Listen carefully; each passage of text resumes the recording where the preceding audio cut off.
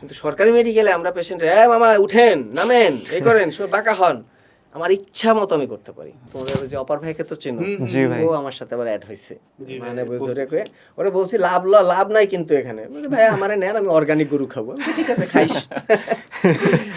সে যেখানে জব করে ওখানে অনেক কিছু সাপ্লাই নেই, শিশু ওয়ার্ডের মনে হয় ডাক্তার স্যার, তো ওইখানে যদি অনেক কিছু সাপ্লাই না থাকে তাহলে ট্রিটমেন্টটা কি দিবে? তুমি চিন্তা করো একটা অপারেশনের জন্য অপারেশন টেবিল লাগবে, অপারেশন টেবিল নেই, অপারেশন করবে কোথায়? সোফায়? তোমরা মনে হয় এটা জানো না, আমি কোথাও বলিও নাই, আমার ইচ্ছা ছিল কিন্তু পুলিশ হওয়ার। মানে এত রাগ উঠছিল, নাহলে ওই যে আশা নিয়ে পড়ে আছে যে 5 বছর পরে ইন্টার্নি মানে টাকা ইনকাম করা শুরু, এই বিশাল ভুল একটা জিনিস, এটা একবারে নেগেটিভ একটা ইম্প্যাক্ট পড়ে। স্টুডেন্ট তখন খাবে দাবে পড়বে নাকি তোমার বিয়ে করবে, বিয়ে তো দূরেরই কথা। তুমি যে কোনো একটা দিকে ফিক্স থাকলে তুমি চান্স পাবা। উদাহরণ হলো 23 ব্যাচের মেধা 4th হয়েছিল ঢাকা মেডিকেলে, একটা ট্রিটমেন্ট প্রোটোকলই আছে, জ্বরের ডেভিডসন প্রোটোকল আছে, এটা সব এমবিবিএস ডাক্তার জানে, তোমাকে সেই অনুযায়ী কিছু দিবে, সিবিসি দিবে। এখন সিবিসি লেখার জন্য তুমি যদি প্রফেসর স্যারে যাও তাহলে তো তার সময়টা নষ্ট করলাম। মেডিকেলটা আসলে কাদের জন্য না।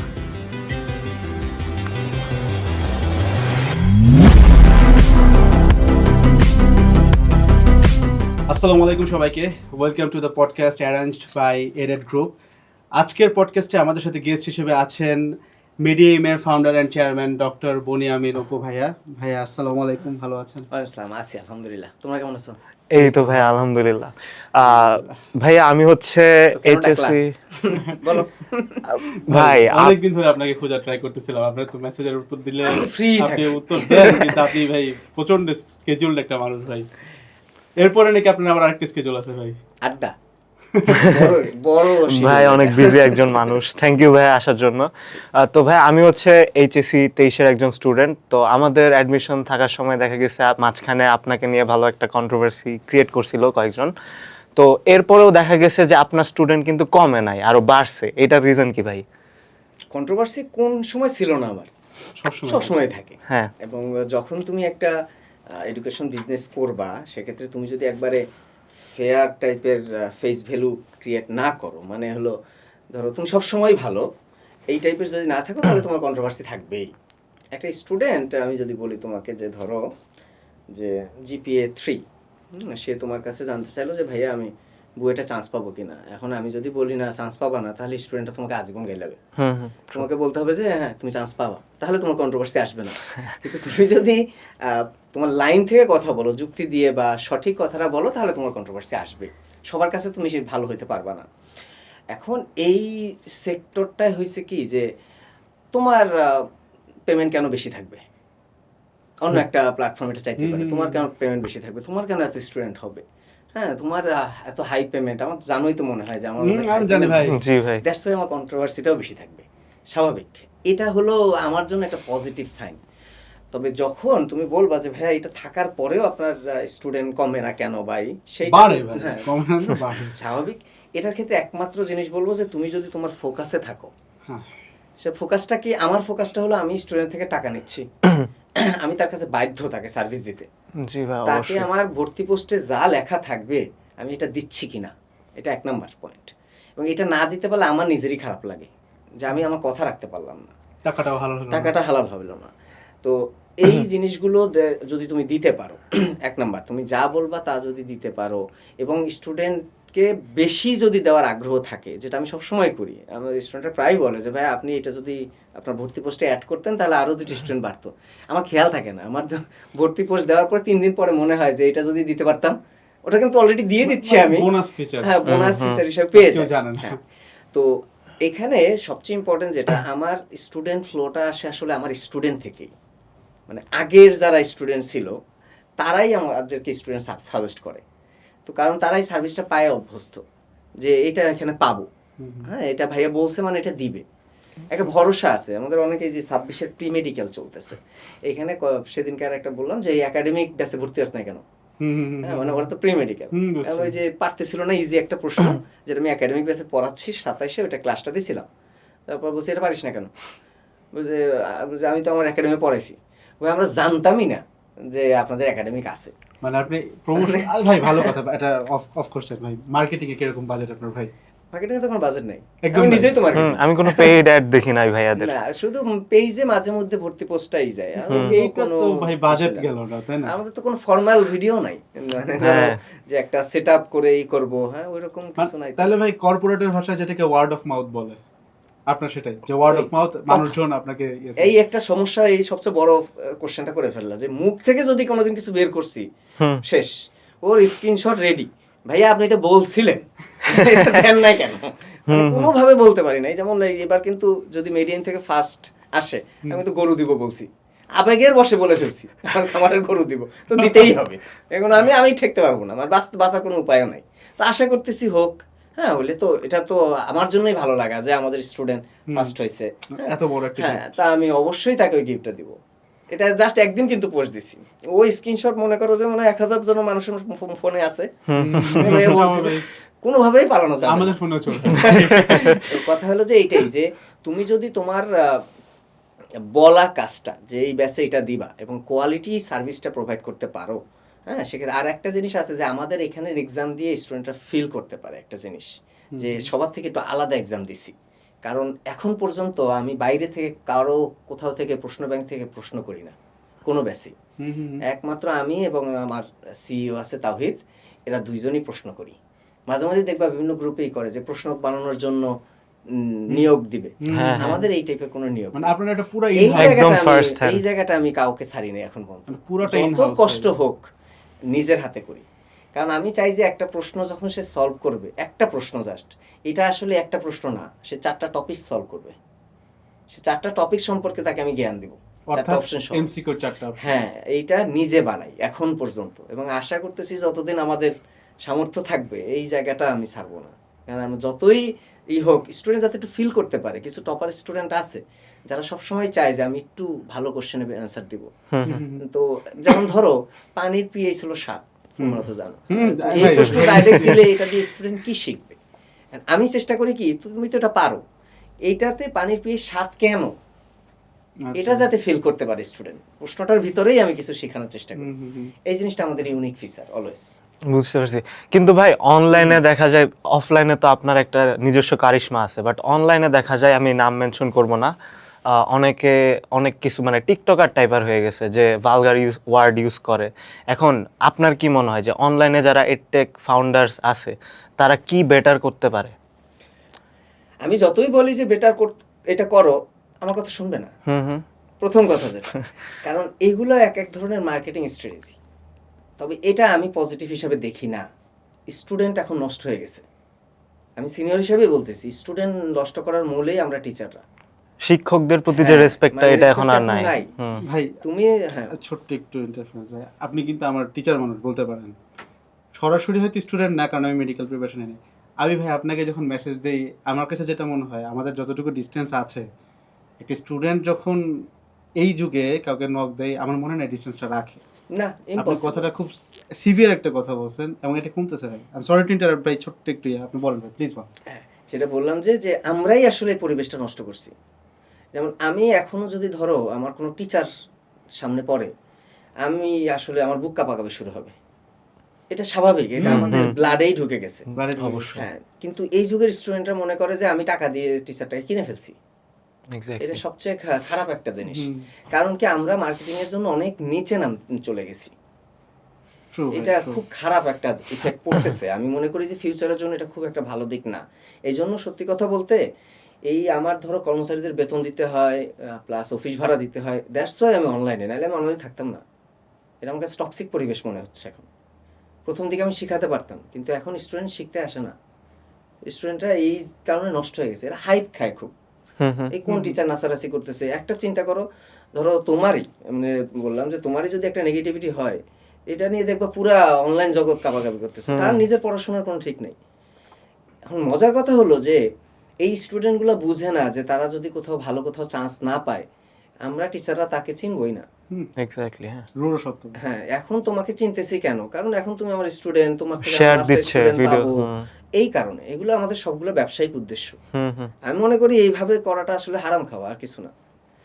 সোজা কথা একবারে ডাইরেক্ট বলে দিলাম, কে কি মনে করলো এগুলো নিয়ে আমার কোনো মাথা ব্যথা নাই। সবসময় টু দি পয়েন্ট ভাই। হ্যাঁ, যে কথা হলো যে তোমার একটা স্টুডেন্ট আনতে গেলে তোমার নাইচে নাইচে ভিডিও করা লাগবে কেন ভাই? এক্স্যাক্টলি, হ্যাঁ। তোমার কথা বা তুমি এই সার্ভিসটা দিবা, তার মাথায় এটা প্রবেশ করলেই হয়ে গেল, এটা সে জানলেই হলো, সে যদি সার্ভিস নিতেই আসে। এখন আমার টিচার এই আর স্টুডেন্টরা এখন প্রচুর ডিফেন্ড করে, মানে হলো যে তোমার প্রিয় তাকে সেই লেভেলে ডিফেন্ড করবে। তুমি অনলাইনে দেখবা না যে আমাকে কাউকে ডিফেন্ড করতে, কারণ আমি আমার প্রত্যেকটা প্রাইভেট গ্রুপে বলে দিই, আমাকে যে ডিফেন্ড করবা তাকে আমি কোর্স থেকে বের করে দেবো। আমার ডিফেন্ড পারলে আমি করবো, না হলে তুমি করবো না। তোমার কাজ তুমি পড়াশোনা করবা, অন্য কোনো কাজ তোমার না। আমার ডিফেন্ড তুমি কেন করতে যাবা? এক্স্যাক্টলি, হ্যাঁ। আমার কথাটা বুঝে আমরা কখনোই ভাই, আমরা যখন পড়াশোনা করছি একজন স্যার কি করতেছেন এগুলো তখন নিয়ে বোঝারই আমার ছিলাম না ভাই। এই 23 পর্যন্ত, তুমি যে বললো না 23 ব্যাচ, হ্যাঁ 23 এর আগ পর্যন্ত আমি আমি ওরে সেভ দিলাম। 24 পছন্দ করি না, কিন্তু আমি ডাইরেক্ট বললাম, আমি পরে থেকে একটা ব্যাচ থেকে আমার মন উঠে গেছিল এদের কার্যকলাপ দেখে। কথা বলছি যে এটা ঠিক না, এটা স্টুডেন্ট এন্ড থেকে কখনোই উচিত না। এটা মানে সবসময় একটা ডিস্টেন্স মেনটেন করা উচিত। এটা বুঝবে, এরাও বুঝবে, এই স্টুডেন্টরা যে বুঝবে না তা না, যখন এই লেভেলটা পার হয়ে যাবে তখন বুঝবে। তো এই টাইমে হয় কি যে বয়সন্ধিকাল একটু পার হয়েছে, মানে এখন আমি কোন জানি হনু, এইটা সবচেয়ে বড় একটা ব্যাড ইফেক্ট আর কি। যে আমি যা বলবো তাই, কিন্তু এরাও বুঝবে যখন ক্যারিয়ারে আসবে, তখন না আমাদের মতোই এদের থিঙ্কিংটা চলে আসবে, তখন বলবো ওই সময়টা আমি কি করছি। বাস্তবতাটা আসলে এই অ্যাডমিশন পিরিয়ডের পরেই পাওয়া যায়। আর ইন্টার ফার্স্ট ইয়ারে ওঠা স্টুডেন্টদের কিন্তু আরো একটু লাফালাফি থাকে, কারণ মাত্র ইন্টারে উঠছে। এই 3 বছরটা আসলে আমি যে লেভেল নিয়ে ডিল করি মেইনলি, এই যে ইন্টারমিডিয়েট এবং অ্যাডমিশন, মানে একদম সিরিয়াস লেভেলের স্টুডেন্ট নিয়ে ডিল করি। এদের মেন্টালিটি অন্য লেভেলের, মানে তুমি এদের সাথে কিছু নাই ভাই। হ্যাঁ, এদের সাথে তুমি পারবা না, এরা যা মনে করবে তাই। এরা আবার বুঝতে পারে অ্যাডমিশন পিরিয়ড পার হয়ে গেলে। তবে আশা করতেছি ইনশাআল্লাহ আস্তে আস্তে ভালো পরিবেশ আসবে, হ্যাঁ, আমাদেরও বা সবার, মানে শুধুমাত্র টিচিংটাতেই ফোকাস থাকবে, তখন এই ডিসটেন্সটা আবার একটু আসবে, তখন একটা ভালো সুন্দর পরিবেশ আসবে, এটা সবসময় আশা করি ইনশাআল্লাহ। আচ্ছা ভাই, আপনার কাছে কি মনে হয়, যদি আমার টার্গেট মেডিকেল হয় 2025 সালে দাঁড়ায়, আমার কি ভাই অনলাইন চুজ করা উচিত না অফলাইন করা উচিত, নাকি কম্বাইন্ড? আচ্ছা, এই যে আমরা আলাদা করি যে অনলাইন অফলাইন, তুমি যে কোনো একটা দিকে ফিক্স থাকলে তুমি চান্স পাবা। উদাহরণ হলো 23 ব্যাচের মেধা, 4th হয়েছিল ঢাকা মেডিকেলে, ও একবার সোললি আমার স্টুডেন্ট ছিল, এবং ও সিঙ্গেল কোনো এক্সাম অফলাইনে দেয় নাই, পুরোটা অনলাইন, সিঙ্গেল কোনো এক্সাম কোথাও, আমার এখানেও না, সোজা কথা। আমি একদিন আনছিলাম, বললাম যে এক্সামটা দিবা, না আমি এক্সাম দেবো না, অফিসে বসেছিল, সিঙ্গেল কোনো এক্সাম অফলাইনে দেয় নাই। তো এছাড়া আরো অনেক স্টুডেন্ট আছে, যেমন গত বছরের একটা স্টুডেন্ট আছে, হলো সলিমুল্লাহ মেডিকেলে পড়ে, রাহুল বিশ্বাস। এই স্টুডেন্টের কথা আমার মনে থাকে, যেগুলো আমাদের সোল স্টুডেন্ট থাকে, ও শুধুমাত্র আমাদের প্রি মেডিকেলে ছিল অনলাইনে, ও কোনো অফলাইন এক্সাম দেয় নাই। এটা দিয়ে আমি কি বুঝাইলাম আসলে, যে একটা স্টুডেন্ট যদি নিজে সিরিয়াস থাকে যে আমি পড়বো বা আমি প্রস্তুতি নিব, তার জন্য যে কোনোটাই পারফেক্ট, অনলাইন অথবা অফলাইন। এখন সবচেয়ে বেটার কম্বিনেশন হয় কি, যে আমার তো অফলাইনও আছে, জানো আপনার একটা ব্রাঞ্চ আছে, বেটার কম্বিনেশন হয় অফলাইনের। একটা জিনিস আমি বলি, সেটা হলো যে তুমি 10টা টিচার সেম দিতে পারবা না, মানে ধরো একই সাথে 10টা ক্লাসরুমে ক্লাস চলতেছে, কোয়ালিটি মেইনটেইন করা যায় না, কখনোই সেম হবে না। ধরো 2টা রুমে ভালো ক্লাস হবে, আর 3টা রুমে হবে না, ঠিক আছে? আমি একবার একটা সত্য রিভিল করি আজকে, সেটা হলো যে আমি তখন উন্মেষে ক্লাস নেই, অনেক আগে, হ্যাঁ। তো ফার্স্ট ক্লাস 5টা রুমে ক্লাস হচ্ছে, আমি একটা রুমে নিচ্ছি, 5টা রুমে 5টা টিচার ফিজিক্স ক্লাস নিচ্ছিলাম।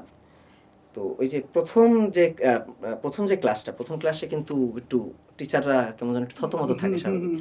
আমরা তখন বুড়া, কয় বছর আগে, 7 বছর আগে, তখনও আমাদের ধরো 12-13 বছরের অভিজ্ঞতা। তো ফার্স্ট ক্লাসে আমাদের পার্সেন্টেজ 98-97 আসছে 2 জনের, বাকি 3 জনের আসছে 30%, 20%, এবং সেই 30% যার আসছে সে এখন অনলাইনে একদম টপ টিচার, নাম আমি কখনোই রিভিল করবো না। এখন আস্তে আস্তে উন্নতি করছে, কিন্তু তার 30% আছে। তো তখন ওই যে ব্রাঞ্চের যে ম্যানেজার পুরো খেপে গেছে। কি জন্য খেপলো? ভাইয়া এদেরকে নিয়ে এখনই আপনি ওই মসজিদে বসেন, মানে আমাকে বলতেছে, কাদের? ওই টিচারদের নিয়ে, এদের বলেন যে কিভাবে ক্লাস নিতে হয়, বুঝান। অবস্থাটা কি বুঝতে পারছো? তার মানে ওই যে 3টা ক্লাস খারাপ হয়েছে, স্টুডেন্টরা রিভিউ দিছে খারাপ হয়েছে, এখন আমাকে বলছে যে টিচারগুলোকে নিয়ে একটু গ্রুমিং করেন, যে কিভাবে ক্লাস নিতে হয়। তো এটাই বুঝাইলাম যে আসলে 5টা ক্লাসে অফলাইনে তুমি সেম দিতে পারবে না, কিন্তু যদি অনলাইন হয় তুমি 5টাতে সেম দিতে পারবে। হ্যাঁ, এটা একটা ফ্যাক্ট। দ্বিতীয়, এবার বলি আমি অনলাইনের নেগেটিভিটি, ডিস্ট্রাকশন থাকে না স্টুডেন্টের, তুমি তোমার মনকে সায় দিতে পারবে না। যেমন আমিও মাঝে মধ্যে একটা ধরো গ্রুপে গেলাম, এখন রিলস চলে আসে, ও একবার ঢুকলে ক্রিকেটের যদি রুলস আসে, বিরাট কোহলি শট মারতেছে, আমাকে আর ওখান থেকে বের করতে পারবে না, আমি দেখতেই থাকবো। এইটা সবচেয়ে বড় একটা নেগেটিভ ইম্প্যাক্ট। এছাড়া আরেকটা আছে যে ওই যে ওএমআর ফিল আপ, পরীক্ষার হলের পরিবেশ, এটা অফলাইনে তুমি আসলে মেনলি পাবা, অফলাইনে এই জন্য এক্সাম দিতে হয়। দ্যাট মিনস আমি যেটা বলি যে তুমি ক্লাস যদি করতে চাও তাহলে অনলাইনে করো, হ্যাঁ এক্সাম তো থাকেই, এক্সাম দিলা, কিন্তু মডেল টেস্ট বা ফাইনাল মডেল টেস্ট যেগুলো একদম ফাইনাল পরীক্ষার মতো, এগুলো অফলাইনে দেওয়াটা উচিত। বুঝতে পারছি ভাই। আপনি যেহেতু বললেন যে অনলাইন আর অফলাইন মোটামুটি সেমই, এখন এডটেক প্ল্যাটফর্ম তো অনেকগুলো আছে, আমাদেরও ছোটখাটো একটা আছে। তো স্টুডেন্টদের জন্য যদি একটু বলতেন যে হোয়াই মিডিয়াম, মানে আপনাদের কাছে কেন আসবে? আমার কাছে কেন আসবে সেটা হলো কোয়ালিটির জন্য, আর কিছু না। এখন এই Quality study provide কোয়ালিটি তো হচ্ছে সবাই বলে, সো আপনার কাছে কি ডিফারেন্ট এটা যদি তুমি একটু আজকে এই স্টুডেন্টদেরকে। পডকাস্টের পরে আমার ক্লাস করবা একটা, অবশ্যই আবার। ভাই, ঠিক আছে। এটা তোমার homework, হ্যাঁ? আমার যে ক্লাসটা করবা এটা আরো 4-5 জনের করবা, করার পরে তুমি নিজেকে প্রশ্ন করবা যে আমি এখানে কোনো নতুন কিছু পাইছি কিনা, আচ্ছা, নতুন কোনো বুঝার প্যাটার্ন আসছে কিনা। আমি আরেকটা জিনিস আজকে রিভিল করি, সেটা হলো আমি ওই যে তোমরা মনে হয় এই কোশ্চেনটা আমাকে করবাও হইতে পারে, আমি জানি না, কারণ এর আগের পডকাস্টে করছিল যে ভাইয়া আপনি অন্য কোথাও ক্লাস টাস নিছেন কিনা, কোশ্চেন আসতে পারে। হ্যাঁ, এই ঠিক একই রকম আমি আমার ক্লাস নেওয়ার সময় কারো ক্লাস ফলো করি না, মানে ধরো কোনো ইউটিউব থেকে ক্লাস করে তারপরে আসলাম, ইম্পসিবল। আমি নিজে বই পড়ি, মানে 3-4টা রাইটারের বই নেই, তারপরে টেকনিক গুলো নিজে বের করি বসে বসে, এইটা দিলে মনে থাকবে, এই টেকনিকে বোঝানো যায়, একটু সময় দিই আর কি। ক্লাস ফলো করলেও কিন্তু হয়, কিন্তু আমি এটা করি না, এই কারণে একটু ডিফারেন্স পাবাই তুমি। আমি কেন চ্যালেঞ্জ করলাম তোমাকে, কারণ তুমি মিল পাবা না। জি ভাই, এটা ভাইয়া যেভাবে বুঝাইছে এটা অন্যভাবে আমি অন্য জায়গায় এটা পাই নাই, এই একটা ফ্যাক্ট। আর একটা হলো যে আমি সবসময় মেইন বই পড়াই, মানে আমাদের কোনো ধরো আমি পিডিএফ পড়াই না এখনো। আচ্ছা, মানে আমি ক্লাসে ওই যে বোর্ড একটা সাদা বোর্ড দিবা, মার্কার দিবা, ক্লাস স্টার্ট, মানে কোনো পিডিএফ আমি নেই এখন পর্যন্ত, হয়তো নিতে হবে সামনে, কিন্তু আমি এখন পর্যন্ত নেই। কারণ আমার কমফোর্টেবল জোনই হলো যে আমি লিখে পড়াবো, চিত্রটা নিজে আঁকে পড়াবো, আমি আঁকতেছি ও যাতে আঁকতে পারে, এটা একটা ফ্যাক্ট। হ্যাঁ, এখন স্টুডেন্টরা এই জিনিস খাইতে চায় না, বাস্তব কথা যেটা, যতই বলো যে হোয়াই মিডিয়াম, কিন্তু স্টুডেন্ট এটা চুজ করে না। স্টুডেন্ট বলে আমার মুখে তুলে খাওয়াও। আমি 3টা ম্যাথ পড়াইলে, আমি কিন্তু ফিজিক্সও পড়াই, মেডিকেল ফিজিক্স, অন্য ফিজিক্স পারি না, তোমার সাথে পারবো না আর কি। তুমি কোন সাবজেক্টে জানো স্যার? ভাই আমি ফিজিক্স। সাবজেক্ট কোনটা? আমি আইআরএ, আমি হচ্ছে সায়েন্স এরিয়াতেই নাই। সায়েন্সের বাইরে তুমি? ভাই সিভিল। এই তো তোমাদের সাথে আমার ফিজিক্সের হিসাব। ভাই না ভাই না, আমরা ফিজিক্স পড়াই হলো অবিজ্ঞানসম্মত উপায়। তো সেটাই যেটা বললাম, যদি 3টা ম্যাথ থাকে আমি একটা করাবো শুধু, বাকি 2টা আমি করাবো না। তোমার কথা বোঝা গেছে যে তুমি এই 2টা নিজে করো, এই রুলসে। কিন্তু স্টুডেন্টরা এখন এটা চায় না, স্টুডেন্ট চায় 3টাই সলভ দেন, আমি গিলবো। এইটা হলো এই যে আমার এখানে একটু আলাদা জিনিস, আমি প্র্যাকটিস বেশি করাই যাতে সে মেইন পরীক্ষায় নিজে কনফিডেন্সটা পায়। এই কিছু জায়গাতে মিডিয়াম আলাদা হবে। আমি আরেকটা জিনিস আমার একটা অবজারভেশন থেকে বলতেছি, like from my students observation, আমার কাছে কেন জানি মনে হয় আপনি লাইটিং সেটআপ নিয়ে বদার্ড না, বোর্ড নিয়ে বদার্ড না, তাই না? এটা আমার কাছে লাগে যে ভাই এর থেকে আসছেন, মানে আমি যখন একটা ন্যাচারাল সিনারি চিন্তা করি, আপনার খুব পশ একটা স্টুডিও থাকবে, লাইটিং সেটআপ একদম ফিট অ্যান্ড ফাইন, বাট আমি দেখছি আপনি হোয়াইট বোর্ডে দেধারসে ক্লাস নিচ্ছেন।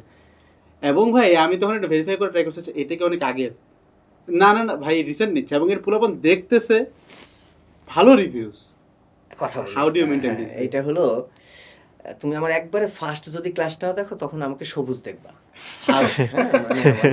ক্যামেরা ছিল, ওইখান থেকে আমি ক্লাস নিতাম। তো আমি চিন্তা করতাম যে আমি যখন ইন্টারে পড়ি, আমার ফিজিক্স কেমিস্ট্রি যে স্যাররা পড়াইতো ছোট্ট একটা বোর্ডে পড়াতো, ছোট্ট একটা বোর্ডে। তখন কিন্তু এডটেক কি জিনিস সিরিজও আসে নাই।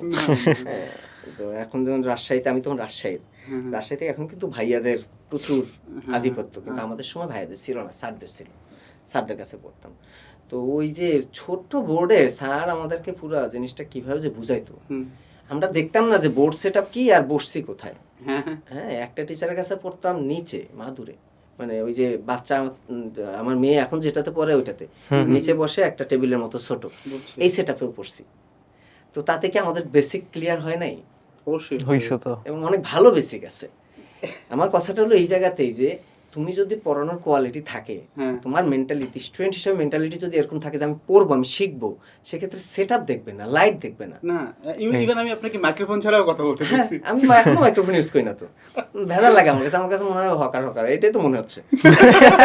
এই কারণে আর এগুলোই না, কোয়ালিটি ম্যাটারস আর কি। হ্যাঁ, বোর্ড দাও, মার্কার দাও, আমার ভিতরে আছে বোঝানোর টেকনিক, আমি তোমাকে বুঝাই দেবো। তবে এখন ওই যে ও যেটা বললো যে ভাইয়া এডটেক, আমি আসলে মিডিয়ামকে এডটেক মনে করি না। প্রথম উত্তর এটা। তুমি মিডিয়ামের অফিসেও যাও, তুমি ওখানে ফ্যামিলি পরিবেশ পাবা, কর্পোরেট পরিবেশ পাবা না। আমার কথাটা কি বোঝা গেছে? মানে আমি এখনো ওইটাতে যাই না, কারণ হলো এখানে আমার কাছে মনে হয় যে সম্পর্ক বড় জিনিস। এই তোমার সাথে আমি অফিসিয়াল কনভারসেশন করব, তুমি আমাকে মনে করবা বস, এটা ঠিক না। আমি ডাইরেক্ট অর্ডার দিবা, এই আমার চা দিয়ে যা। এটা আর কর্পোরেট হলে এই আমাকে এক কাপ চা দিও, আগে বেল আমার বেল নষ্ট হয়ে আছে কতদিন ধরে, আমি ডাইরেক্ট ডাক দিয়ে এদিকে আমার একটা চা দে। এটা আমার কাছে ভালো লাগে। তবে এটা এক একজনের ক্ষেত্রে এক এক রকম। ইনফ্যাক্ট আমি আর মৃধা ভাই কিন্তু গেছিলাম ভাইয়ার অফিসে, সো উই ক্যান ভেরিফাই যে আসলেই সত্যি কথা বলতেছে। কথা কিন্তু সত্য। এই এখন এটা কে কিভাবে মেইনটেইন করবে এটা ফ্যাক্ট। হ্যাঁ, তো তবুও তোমাদের জ্ঞান থেকে আমি একটা জিনিস শিখতে পারলাম যে আমার লাইটিং সেটআপ আরো ভালো করতে হবে। ভাই সরি ভাই, উচিত। কারণ হলো তোমরা ইয়ং এজ, তোমাদের থেকে আমাদের অনেক কিছু শেখার আছে। তোমরা দেখবা যে এই জিনিসে শর্ট আছে। হ্যাঁ, আমাদের ভুল থাকবে না কেন, আমরা তো মানুষ। এই ক্ষেত্রে কোনটা স্টুডেন্টরা খায় সেটা আমি তোমাদের থেকে জানতে পারবো। ভাই আমি আপনাকে এই কোশ্চেনটা আরেকটু ক্ল্যারিফাই করতে চাই ভাই।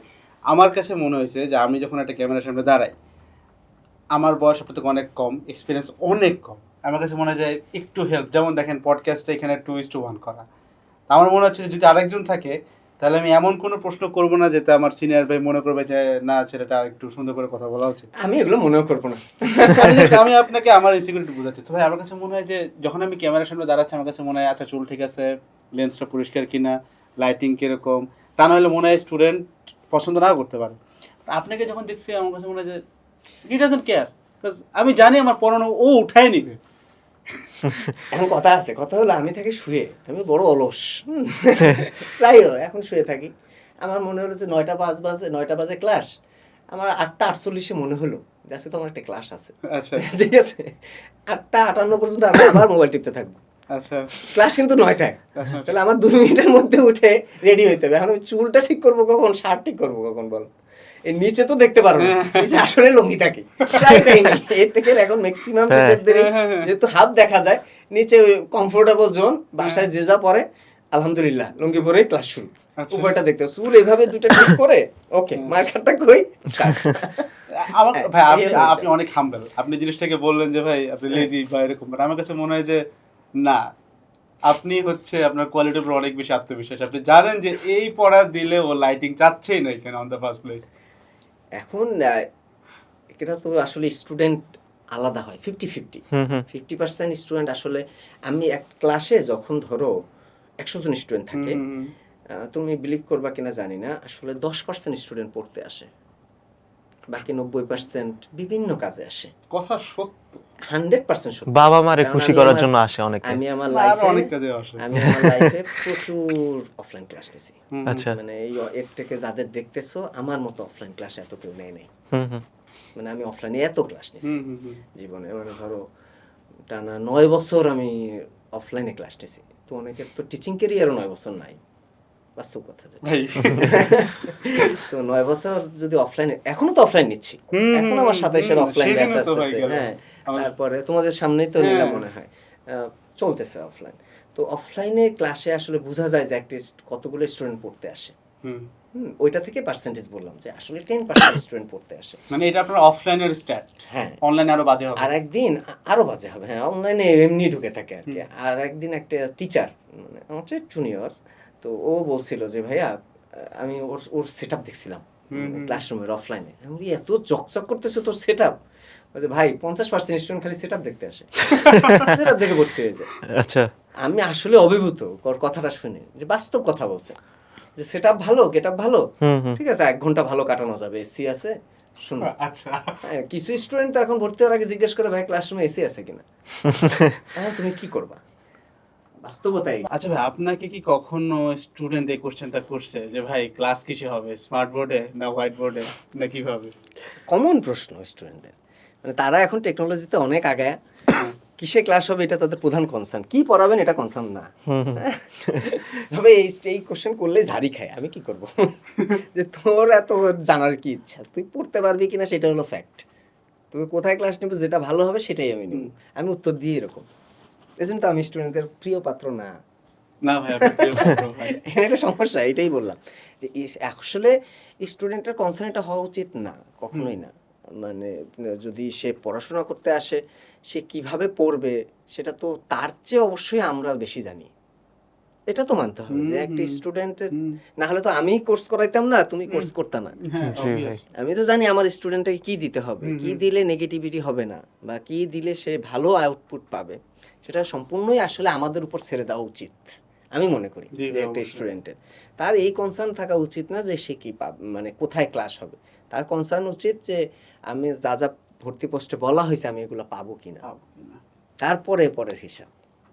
ভাই আপনার ব্যস্ততা নিয়ে একটু কোশ্চেন করে ভাই। ভাই প্রথম একটা প্রশ্ন যে ভাই, জানি না এটার উত্তর পাবো কিনা, আপনি ভাই মিডিয়ামের বাদে আর কিসে কিসে আছেন ভাই এই মুহূর্তে? অনেকগুলা, আমি নিজেও জানি না, আমার যেটা ভালো লাগে তখন তাই করি। এটা হলো আমার তো একটা খামার আছে, হ্যাঁ। মানে একটি খামার, সেটা হলো আমার টাকা খরচ করার জায়গা, আমি খালি খরচই করতেছি আর কি, তবু ওখানে ভালো লাগে। আমার গরু আছে, মাছ আছে, কবুতর আছে, সবই আছে। এটা মুরগি সব আছে। ছেলেদের একটা ড্রিম। হ্যাঁ, তো এটা আমি আগে পূরণ করে ফেলছি, এখন মরে গেলেও কোনো আমার সমস্যা নেই। তো ওইটাতে তো এখন আমি না, আমি শুরু করছিলাম, তোমাদের ওই যে অপার ভাইকে তো চেনো, জি ভাই। ও আমার সাথে আবার অ্যাড হয়েছে, জি ভাই, মানে ধরে বুঝতেছি। কয়ে ওরে বলছি লাভ নাই কিন্তু এখানে, বলছে ভাই আমারে নেন, আমি অর্গানিক গরু খাবো। আমি বলি, ঠিক আছে খাইস। তো তোমার ভাইয়াও আছে, অ্যাড আছে, আমরা নতুন একটা সেট করতেছি আবার ওইখানে। আচ্ছা। এছাড়াও একটা ট্রাভেল এজেন্সি আছে আমার, আর একটা নিউজ চ্যানেল আছে, এটা মনে হয় অনেকেই জানো না। না, এটা না, জানতাম না, News travel channel agency টা আছে, জানছি। কিন্তু ওটা অ্যাক্টিভ করব আবার, এটা অ্যাক্টিভ ছিল আবার অ্যাক্টিভ করব। জাবেদ জিমি আছে শিখোতে, ভাই কি ছিল? বুয়েটের ভাই, সে তো হ্যাঁ। আবার অভিনয় টভিনয় খুব হ্যাঁ, করে, দেখছি, এটাও দেখছি। সে আমাকে আবার বলছে, ধরছে আমি এটা অ্যাক্টিভ করবো, আমি তো করেন, মানে যার যা ইচ্ছা, যে তো ওটা হয়তো অ্যাক্টিভ করবো আমরা নিউজ চ্যানেলটা। এই জিনিসপত্র আছে। ওয়ার্ক লাইফ ব্যালেন্সটা নিয়ে তাহলে একটু বলে ফেলেন ভাই, কিভাবে কি এতগুলো কিভাবে? আমি আমার জীবনের 20 এবং 21 সাল, এই দুইটা সাল আমি 22 ঘন্টা 23 ঘন্টা পরিশ্রম করছি, বিশ্বাস করবা কিনা জানি না, হ্যাঁ, মানে প্রচুর পরিশ্রম করছি। তা না একা রান্না করে খাইতাম, তখন তোমার ওই যে আমার বাবু আছে জানো, ওই ওটা তখন পেটে, তো ওরা তখন ছিল না, তখন হসপিটাল ডিউটিও করতাম, করোনার সময় ডিউটি করতো, আর হলো নিজে রান্না করেও খাইতাম, 7-8টা ব্যাচ ক্লাসও নিতাম, আবার প্রত্যেকটা স্টুডেন্টকে নিজে ভর্তি করাইতাম, নিজে মেসেজে রিপ্লাই দিতাম, নিজে গ্রুপে থাকতাম। চিন্তা করো আমার ঘুম টুম হইতো কিনা। ওই 2 বছর আমার খুব প্যারা গেছে। এরপরে আস্তে আস্তে আসলে সব কিছু সেট আপে চলে আসছে। সেট আপটা কেমন ফরম্যাটে চলে আসছে। যেমন এখন আমি ধরো মিডিয়ামে যদি 2 দিন সময় না দিই, স্টুডেন্টরা বুঝতে পারবে না যে আমি এখন মিডিয়ামে আছি কি নাই। সবকিছু অটোমেটেড এখন। অটোমেটেড এখন, কারণ আমার পরে কে অর্ডার দিবে সেটা ফিক্সড। হ্যাঁ, অফিসিয়ালদের বস আলাদা করা আছে। হ্যাঁ, তারপরে হলো তোমার অফিসিয়ালের কার কি কাজ সেটা জানা আছে, কোনটা কোথায় প্রিন্ট হবে, কোনটা কোথায় যাবে, কোনটা কোথা থেকে শুরু হবে, রুটিন কিভাবে আসবে, সব সেট আপ করা, কোনটা কোন টিচার যাবে, সব মিডিয়ামের সেট আপ আছে এখন। মানে এখন তোমার আর প্যারা নাই যে এই জিনিসটা উত্তর করবে, এটা আমারই সলভ দিতে হবে এরকম না, ওটা সলভ হয়ে যাবে। মেন্টর প্যানেল আছে আমাদের বিশাল, সব সিনিয়র। আয়াত আছে যে হলো প্রায় 6 বছরের মেন্টর, মানে ও হইলো মেন্টরদের জগতে আর কি সবচেয়ে সিনিয়র, আচ্ছা। মেডিকেলের যতগুলো প্ল্যাটফর্ম আছে এর মধ্যে। তো ওর আন্ডারেও আবার মেন্টর আছে, মানে এমনভাবেই আর কি সিকোয়েন্সগুলো রেডি, ওদের কোনো ইনফরমেশন আমার কাছ পর্যন্ত আসা লাগবে না, তার আগেই সলভ হয়ে যাবে, আচ্ছা। এরকম। তো এখন স্টুডেন্টরাও জানে যে আসলে কোন জায়গায় আমাদের প্রশ্ন করতে হবে। যেমন আগে প্রত্যেকটা জিনিসের উত্তর আমার করা লাগতো, এখন স্টুডেন্টকে বলাই থাকে যে তোমাদের জন্য এটা সেট আপ করা আছে, তুমি এখানে পাবা, কেউ না দিলে আমি দিব লাস্টে। আচ্ছা আচ্ছা, সিকোয়েন্সটা এরকম। ভাই প্লিজ সরি ভাই, বুঝতে পারছো ব্যাপারটা? তারপর ধরো ওই যে খামারের যে ব্যাপারটা, আমি তো সপ্তাহ বা 2 সপ্তাহ পর পর একবার যাই, ওখানেও ম্যানেজমেন্ট ঠিক করা আছে। যেমন ওখানে সব আমার আত্মীয় স্বজনই আছে, কিন্তু তারপরও ওরা ওই এখন মানে আমার স্ট্রিক্টনেসের কারণে ওরাও আর কি সোজা হয়ে গেছে যে এটা আসলে আত্মীয় স্বজন হিসাব করলে হবে না, আমার একটা বেশিও পাবো না কমও পাবো না, হিসাব মতোই পাবো। তো ওইটারও ম্যানেজার আছে। তারপরে হলো তোমার আমার তো একটা ট্রাকও আছে, পরিবহন জগতেও আছি আর কি। তো ওইটার আবার ড্রাইভার আছে, উনিও আবার সিনিয়র, তো উনি আবার এই প্রজেক্টেও আছে। প্লাস হলো অন্যদের কাজও আমি সুন্দর করে ভাগ করে দিছি। মানে একটা খামারের প্রত্যেকটা কাজ, যে আজকে গোবর ফালানো কার, আজকে মুরগির খাবার দেওয়া কার, সব এরকম রুটিন ওয়াইজ করা আছে। আচ্ছা আচ্ছা। কেউ তার কাজের বাইরে যেতে পারবে না। সাথে আবার একজনকে ফ্রিও রাখা আছে, যে আমি যা আমার যদি হঠাৎ করে কোনো কাজ পড়ে তাহলে তুমি এই কাজটা করবা, মানে তার কোনো কৈফিয়ত থাকবে না যে আমি কেন আমার এই কাজটা ছেড়ে যাব। এভাবেই সেট আপ করা, যে কারণে আমার যেতে হয় না। এবং প্রতিদিনের ওখানের হিসাব আমি পেয়ে যাচ্ছি রাতে 12টা 12:30টার মধ্যে। মনে হয় এখনই মেসেজ চলে আসছে যে আজকে কি কি খরচ গেছে, কি কি কতটুকু দুধ বিক্রি হয়েছে, কয়টা ডিম বিক্রি হয়েছে, কয় টাকা আসছে, হ্যাঁ কোথায় কোন খরচ হয়েছে সব লেখা আছে। মানে এইভাবে করেই আর কি সেট আপটা করা আছে। আবার ধরো ট্রাভেল এজেন্সির ক্ষেত্রেও দুইজন আলাদা, মানে ওরা ওইটাই করে, ওটাও আমার কাছে পর্যন্ত আসবে না। ধরো তুমি ট্রাভেল এজেন্সি কিভাবে কাজ করে, আমরা মেইনলি স্থানীয় ট্যুর নিয়ে কথা বলি। যেমন ধরো তোমার ভার্সিটি থেকে তোমার ডিপার্টমেন্ট ট্যুরে যাবে, তো তুমি আমাকে বলবা ভাইয়া আমি 3 দিনের ট্যুরে যাব, তো আমাকেই মেসেজ দেয় ফার্স্টলি আমার না, আমি তখন জাস্ট ফরওয়ার্ড করে দিই। আচ্ছা, যে বাকি কাজ ওর, তখন আমরা সেট আপটা করে দেব যে এইখানে এত অ্যারেঞ্জ করে দিবেন, তখন ওইখান থেকে ওইখানে আলোচনা হবে, আমার কাছে না। আমি খালি ফাইনাল জানবো ডেট, যে এই দিন তারা যাচ্ছে, এবং ওদের সাথে আমাদের একজন গাইড পাঠিয়ে দিব। তো ওই গাইডের সাথে আমাদের ওই আমার যে সিনিয়র, আমার নিচে যে আছে তার কন্ট্যাক্ট হবে। ফার্দার যদি কোনো সমস্যা তখন আমি দেখব, মানে আমার মাথায় থাকে সবই, কিন্তু আমার কন্ট্রোল করতে হয়। ভাইয়া লিডারশিপ স্কিল অনেক ভালো তাই। কিন্তু মানে ভাই খুব হাম্বেল আর কি, লাইক ভাই যেভাবে বললো যে হ্যাঁ এখন মোটামুটি এই সব কিছু গোছানো। আমি একটু আগে আপনাকে দেখছি ভাই একটা মেসেজের উত্তর দিতে, ভয়েস দিতে, একটা কোশ্চেন ছিল, তার মানে আপনি বেশ ব্যস্ত, অনেক অনেক ব্যস্ত। কিছু স্টুডেন্ট আছে মানে ধরো ভাইয়া উত্তর না দেওয়া পর্যন্ত আসলে শান্তি পায় না। ও আমাকে জিজ্ঞেস করছে সিলিয়াম একটা রূপান্তরিত ছিলাম কিনা, আমি ওইটারই মনে ভয়েস দিচ্ছি। তো ওইখানে আর ওই পেজেই আরো একটা আছে যে অপারকুলাম রূপান্তরিত সিলিয়াম। আচ্ছা, তো ও আসলে মেসেজটা আমাকে এই জন্যই দিছে, আমি জানি ওর ভিতরে আমি ঢুকে গেছি, নাহলে ও আমাকে এটা জিজ্ঞেস করতো না যে দুইটা আছে ভাই কোনটা দিব। তো ওই সাহস করতে পারে নাই, অত দূর পর্যন্ত যেতে পারে নাই যে দুইটাই বলবো কিনা। ও একটা বলছে, আমি তাতে বুঝে নিয়েছি ওর সমস্যাটা কোথায়, আমি ওই অনুযায়ী ওর উত্তর দিয়ে দিছি। তো এটা যেহেতু আমার কাছ পর্যন্ত আসছে, আমি ওকে ফিরাবো না, আমি চেষ্টা করব আমার সাথে সময় থাকলে আমি নিজেই মেসেজটা দিয়ে দেবো, না হলে ও এটা নিয়ে ওই মেন্টরদের কাছে যাবে। তো এই একই কথা। এখন আমি এই যে দিলাম, ও এখন ওর যদি কোনো গ্রুপের সমস্যা হয়, আমার স্টুডেন্টগুলো আবার এটা হয়, আমাদের স্টুডেন্টগুলোর ভিতরে এই যে সবগুলো মেসেঞ্জারে অ্যাটাচ থাকে, তো ওদেরকে আমি বলেই দিই যে তোমার প্রথম গুণাবলী হবে তুমি যাতে হেল্পফুল হও। মানে ও আমার থেকে জানলো মানে ও অন্য স্টুডেন্টরা জেনে যাবে, এটা আমার জন্য সুবিধা হয়, যে ওরাই জানে যে আমাকে হেল্প করতে হবে। আচ্ছা ভাই, মেডিকেল স্টুডেন্টদের নিয়ে আরেকটা কোশ্চেন ছিল যে আমরা যখন ইন্টারে থাকি তখন দেখা যায় যে আমাদের একটা আবেগ থাকে যে ডক্টর হব, অ্যাপ্রন পরবো, স্টেথোস্কোপ থাকবে, রোগীর সেবা করব, গ্রামে যায় সেবা করব। বাট আস্তে আস্তে যখন দেখা যায় মেডিকেলের ফার্স্ট ইয়ার সেকেন্ড ইয়ারে যায়, আমার ফ্রেন্ডদের আমি দেখতেছি মানে তার চান্স পাইছে ঠিকই, বাট এখন হচ্ছে প্রেশারটা নিতে পারতেছে না। এখন আপনার কাছে কোয়েশ্চেন থাকবে যে মেডিকেলটা আসলে কাদের জন্য না? দাদা চাচ্ছে ডাক্তার হবে নাতি, মায়ের খুব ইচ্ছা তার বান্ধবীর মেয়ে পড়ে, আচ্ছা, আমাকেও করতে হবে, এই স্টুডেন্টদের মেডিকেল আসা উচিত না, প্রথম যাদের উচিত না। কারণ হলো এইখানে আসলেই একটা আমি বলবো যে ট্রাজিক লাইফ চলে, ট্রাজেডিপূর্ণ। তুমি যদি প্রেশার না নিতে পারো, রেগুলারিটি একটা বড় ফ্যাক্ট। মানে হলো যে তোমার প্রতিদিন এক্সাম থাকবে, এই মাথায় নিয়েই আসতে হবে, প্রতিদিন এক্সাম থাকবে। কি এক্সাম? ভাইভা এক্সাম থাকে, আইটেম বলে এটাকে, আইটেম। এই আইটেম ক্লিয়ার না করলে তুমি কার্ডে বসতে পারবে না, কার্ড ক্লিয়ার না করতে পারলে তুমি টার্মে বসতে পারবে না, টার্ম ক্লিয়ার না করতে পারলে প্রফে বসতে পারবে না, প্রফে না বসতে পারলে 6 মাস তুমি পিছাবো। তো এখন দেখা যায় ধরো যে আমার একটা খুবই গুরুত্বপূর্ণ কাজ পড়লো, 3 দিন আমি যেতে পারলাম না, তার মানে আমার 3টা আইটেম কিন্তু পেন্ডিং, 3টা আইটেম পেন্ডিং, মিনিমাম 3টা, আসলে 2-3 দিন করে থাকে। তো এই 3টা আইটেম আমি কবে দিব? ওই স্যারের পিছে পিছে ঘোরা লাগবে, স্যার আমার আইটেমটা নেন, আইটেমটা নেন। আর যদি একবার কালার হয়ে যাও, ওই স্যার তোমার প্যারা দিতেই থাকে। মেডিকেলে এটা ব্যাড কালচার, আচ্ছা, আমি ডাইরেক্ট বলবো ব্যাড কালচার। হ্যাঁ, যে স্যাররা আসলে 50-60% এখন একটু চেঞ্জ হয়েছে, এখন ধরো 60-70% স্যাররাই হেল্পফুল, কিন্তু বাকি ওই যে 30% তো আটকাই দিচ্ছে কাউরে না কাউরে। তো ও তো মেন্টালি অনেক পিছায় থাকতেছে, এই প্রেশারটা স্টুডেন্টরা অনেকেই নিতে পারে না, যে কারণে দেখবা মেডিকেলে এখন ভালো সুইসাইড করে, কিন্তু নিউজগুলো মনে হয় পাও। হ্যাঁ, কেন করে? এই কারণেই। আর এইখানে ধরো যে পড়া যে কঠিন তা বলবো না, তুমি তো জানোই যে মেডিকেলের পড়া কঠিন হবে, এটা স্বাভাবিক।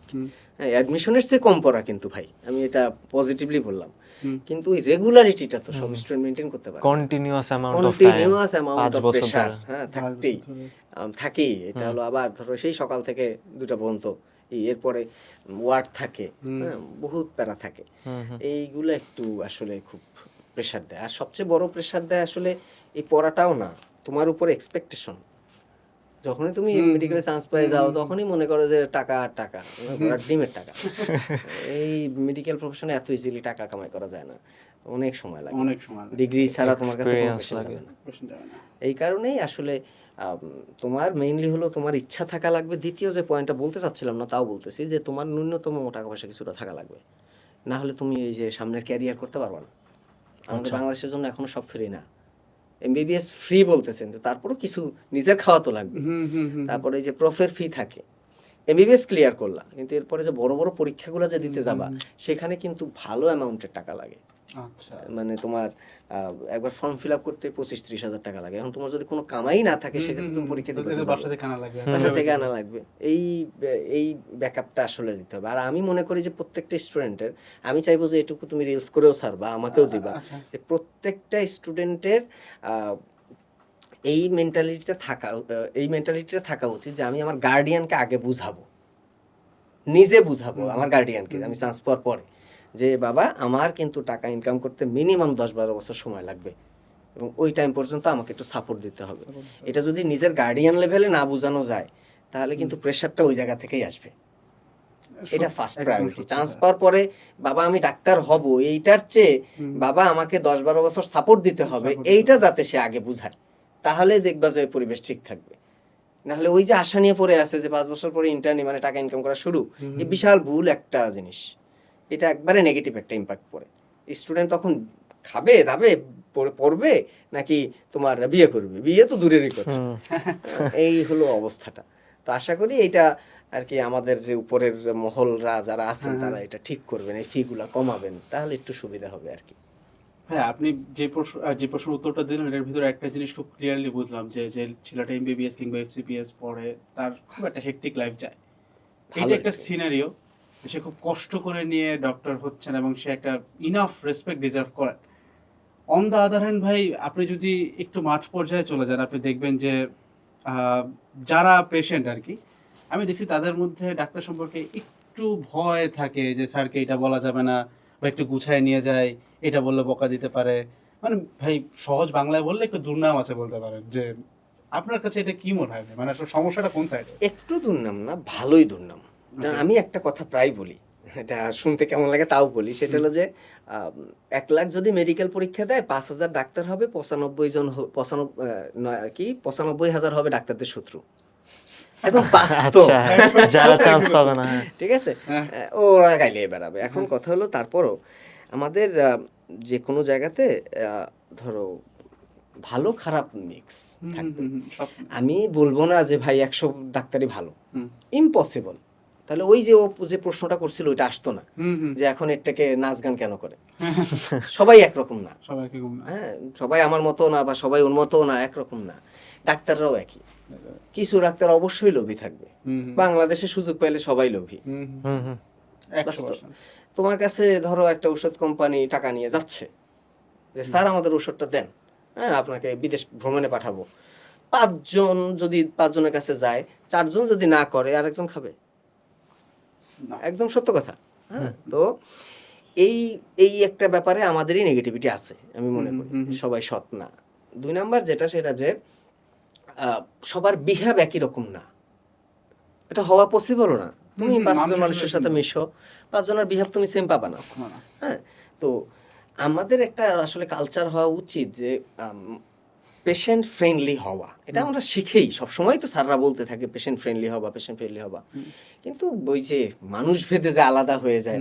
হ্যাঁ, আবার পেশেন্টের থেকেও একটা কথা আছে যে তোমাকে বুঝতে হবে যে ও ডাক্তার হয়েছে তোমার রোগ বুঝার ক্ষমতা ওর মধ্যে আছে বলেই। অবশ্যই এটা আমরা অনেক পেশেন্ট বুঝি না। আমি পেশেন্টের থেকেই বললাম, আমি এখন পেশেন্টে বেশি একটা ডাক্তারি করি না। হ্যাঁ, তো আমার এটা মাথায় রাখা উচিত যে আমার রোগ সম্পর্কে ধারণা ওর কাছে আছে। এখন ও মনে করে যে আমি তো ওই যে দুপুরবেলা ভাত খাই নাই, রাতের বেলা খাইছি, এটা তো বলতে পারি নাই, তার মনে মনে রোগ মনে ধরতে পারে নাই। এটা হলো পেশেন্টের সমস্যাটা, যে আমার দুনিয়ার সব কাহিনী তার শোনা লাগবে। কিন্তু আমাদের বাংলাদেশে এমন কিছু ডাক্তার আছে, আজিজুল কাহার স্যার, নাম শুনতেও পারো অথবা নাও শুনতে পারো, মেডিসিনের একটা লিজেন্ড, এখন জীবিত আছেন স্যার। স্যার তোমাকে দুই একটা শব্দ জিজ্ঞেস করে তোমার রোগের হিস্টোরি পুরো তার জানা লাগবে না, তোমাকে দেখেই স্যার বলে দিতে পারবে তোমার কি হয়েছে। এরকম একজন ডাক্তার আমিও চিনি ভাইয়া, এটা আছে। এর ঢোকার পরে দুইটা ওয়ার্ড বলছি, জাস্ট বুঝে গেছে। এই স্যার তো ওই লেভেলের পড়াশোনা করছে বলেই এই অবস্থায় আছে। সে তো জীবনের 10 বছর পড়াশোনা করছে তোমার রোগ সম্পর্কে জানার জন্যই। তো এটাও পেশেন্ট পার্টিকে বুঝতে হবে। হ্যাঁ, আরো একটা জিনিস বুঝতে হবে, পেশেন্ট পার্টি সবচেয়ে বুঝে না যে মনে হয় ডাক্তার সবই পারে, আল্লাহর হাতে সবকিছু ভাই, এটা বুঝতে হবে। মানুষ মারা যাবে, আর একটা ডাক্তার কখনোই চাবে না যে আমার পেশেন্টটা মারা যাক, পেশেন্টটা খারাপ হোক, তাহলে তো তার নেগেটিভিটি হয়, এটা তো তার রিজিক। সে এটা ছাড়া করবেটা কি? সে তো আর বাস টানতে পারবে না রে ভাই, সে শিখছে ডাক্তারি। তো সে যদি পেশেন্টকে সুস্থ না করতে পারে তাহলে তো সে বসতো না। এটা অনেক পেশেন্টরাই মনে করে যে না, মনে ইচ্ছা করে আমার খারাপ দিতেছে, কেন দিবে? এইটা আসলে লজিকে খাটে না। এখানে আরেকটা ডিসক্রিমিনেশন ভাই দেখি, যে যারা হচ্ছে ধরেন সদ্য এমবিবিএস করে বের হইছে, ওদের কাছে যাইতে চায় না রোগীরা। এইটাই তো আমি বললাম যে ওই রোগীরা যদি যাইতো ওদের কাছে, তাহলে ওই পরীক্ষাগুলো দেওয়ার টাকা বাসা থেকে নিতে হইতো না। তুমিই বললাম তুমি আইআরে পড়তেছো, তোমার এখন নরমাল জ্বর আসলে তুমি তো ওই যে নরমাল এমবিবিএস এর যাবা না, তুমি খুঁজবা কোন স্যার আছে, প্রফেসর স্যার। কিন্তু প্রফেসর স্যারে যাওয়ার সময়টা পরে, যখন এমবিবিএস এর ওখানে তুমি উপকার পাবা না, তখন স্যারের কাছে যাও। এটা হলো ট্রিটমেন্ট প্রটোকল। বিদেশে এটা একবার পারফেক্টলি মেইনটেইন হয়, বাংলাদেশে হয় না, যে কারণে বাংলাদেশের চিকিৎসা ব্যবস্থার উন্নতি নেই। মানে বিদেশে কি ভাই পেশেন্টরা এডুকেটেড না সিস্টেমটাই এরকম? সিস্টেমটাই এরকম। তোমার নরমাল তুমি কখনোই প্রফেসরের কাছে যেতে পারবে না। আচ্ছা, আগে তোমাকে আউটডোরে দেখাইতে হবে। ও আচ্ছা, জুনিয়র থেকে তারপর সিরিয়ালি যেতে হবে। একদম কোয়াইট লজিক্যাল, অনেক সময় সেভ হচ্ছে ভাই। হ্যাঁ, অনেক সময়। এবং স্যার যে রোগটা ধরো ওর ঠিক হচ্ছে না, একবারে 4-5টা ডাক্তার হয়ে গেছে, তখন সে স্যারের কাছে যাবে। আচ্ছা, আর যেটা তোমার নরমাল জ্বর হয়েছে, একটা ট্রিটমেন্ট প্রোটোকলই আছে জ্বরের, ডেভিডসন প্রোটোকল আছে, এটা সব এমবিবিএস ডাক্তার জানে। তোমাকে সেই অনুযায়ী কিছু দিবে, সিবিসি দিবে। এখন সিবিসি লেখার জন্য তুমি যদি প্রফেসর স্যারে যাও, তাহলে তো তার সময়টা নষ্ট করলাম। এইটা আসলে আমরা পেশেন্ট পার্টিটা তো বুঝি না।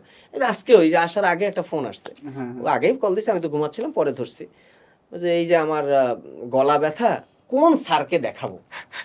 মানে আমার গ্রাম থেকে এরকম কলগুলো আসছে, আমার বন্ধু বান্ধব গাইলেতেও পারি না, পরে দেখা হইলে। হ্যাঁ, আমরা তো গলা ব্যথা নর্মাল, গরম পানি খাবি, আর নর্মাল ওই যে ইসের অ্যান্টি অ্যালার্জিক তুই ড্রাগ খাবি, শেষ, কমে যাবে।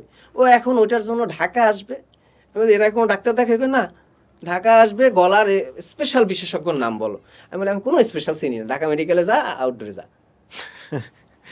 হিসাবটা সহজ, কিন্তু তার এই গলা ব্যথা কিন্তু ওইখানে বরগুনের যে জেনারেল হাসপাতাল আছে, ওই ডাক্তারই ছাড়তে পারবে।